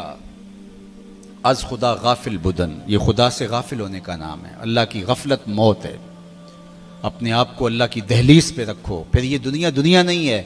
तुम्हारा कमाई करके ला के बीवी के मुंह में लुकमा रखना भी दीन कहलाएगा। बस अपने दिल के किबले को दुरुस्त करना है। ये थोड़ा वक्त है, जिंदगी टूट रही है। हम समझते हैं हम बड़े हो रहे हैं, लेकिन हकीकत में हम छोटे हो रहे हैं। जो कुरान ने कहा इन्नल इंसान लफी खुस्र, बेशक इंसान खसारे में है। तो एक बुजुर्ग थे, फरमाते मुझे समझ नहीं आती थी इंसान खसारे में कैसे है। मैं समरकंद के बाजार से गुजर रहा था और एक आदमी फट्टे के ऊपर रख के बर्फ बेच रहा था और साथ आवाज लगा रहा था। आजकल तो ये पापड़ बेचने वाले भी आवाज लगाते हैं, तो वो फट्टे के ऊपर बर्फ रख के बेच रहा था और आवाज लगा रहा था। और आवाज क्या थी? इरहमू इरहमू अला मन यजूब रासो मालिही, ओ गुजरने वालों मेरे पे तरस खाओ, मैं ऐसा ताजिर हूं जिसका रासुल माल पिघलता जा रहा है। क्योंकि बर्फ एक ऐसा सौदा है जो गाहक का इंतजार नहीं करता। आप कोई और चीज बेचते हैं, कपड़ा बेचते हैं, हो सकता है कल दुआने महंगा हो जाए। आप पेट्रोल बेचते हैं, आज नहीं बिक्री हुई, कल हो सकता है पड़ा पड़ा 10 रुपये ऊपर चला जाए, आप करोड़ों के फायदे में चले जाएं। लेकिन बर्फ अगर महंगी भी हो गई तो कल बर्फ ही नहीं होगी। तो वो फट्टे के ऊपर रख के बर्फ बेच रहा था और साथ आवाजें दे रहा था, इरहमू इरहमू अला मन यजूब रासु मालिही, आओ मेरे पे तरस खाओ, मुझसे बर्फ का एक एक टुकड़ा लेते जाओ, मैं ऐसा ताजिर हूं जिसका रासुल माल पिघलता जा रहा है। तो वो कहते मेरे कदम रुक गए और मैंने उसको कहा मुझे इन्नल इंसान लफी खुस्र का तर्जुमा समझ में आ गया।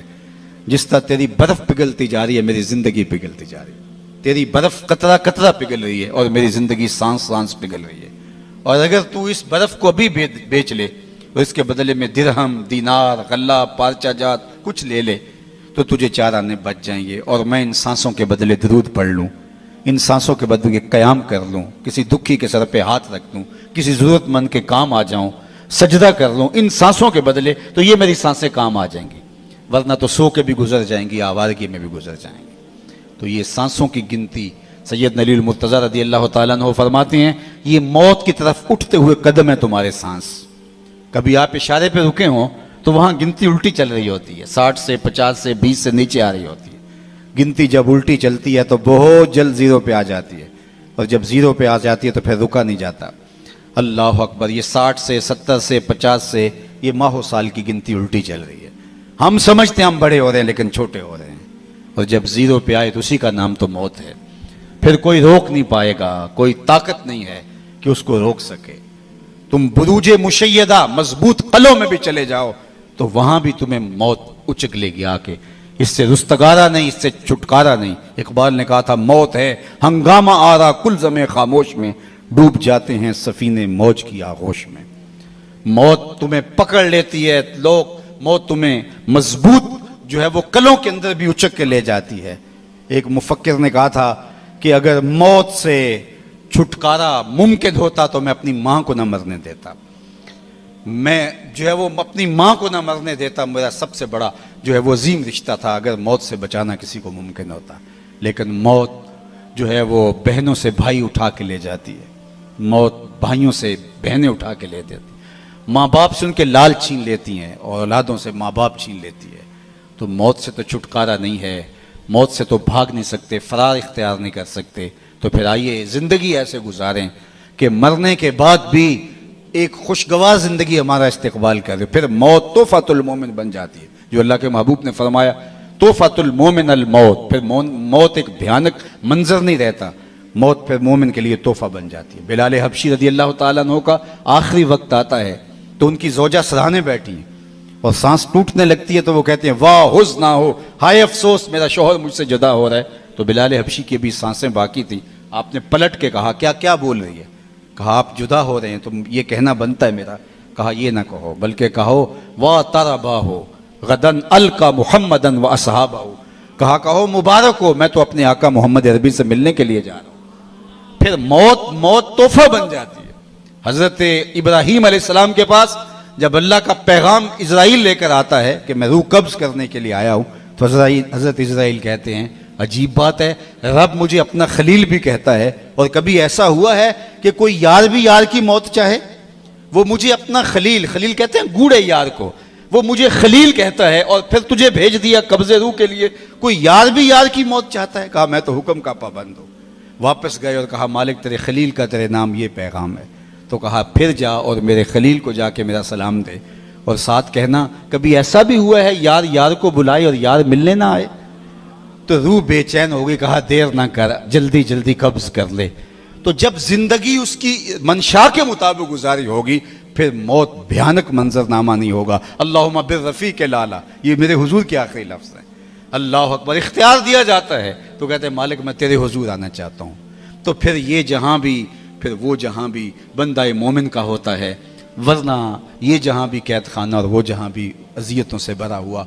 आइए जो मुख्तसर ज़िंदगी अल्लाह ने हमें वदियत की है उस ज़िंदगी को अल्लाह और उसके रसूल की याद के मुताबिक बसर करने का अज़्म मुसम्मम करें और अल्लाह की बारगाह में इस दुआ के साथ हम रुखसत होते हैं कि अल्लाह जल्ला शानहू हमारे मोहतरम की वालिदा माजिदा को अल्लाह करवट करवट जन्नत की बहारें नसीब फरमाए। अल्लाह ताला उनकी कब्र को वसी, कुशादा, मुनव्वर, खुशबूदार और ठंडा करे। इन्हें सब्र की तौफीक दे और उनकी बरज़खी ज़िंदगी के कवायफ अपने करम से दुरुस्त फरमाए।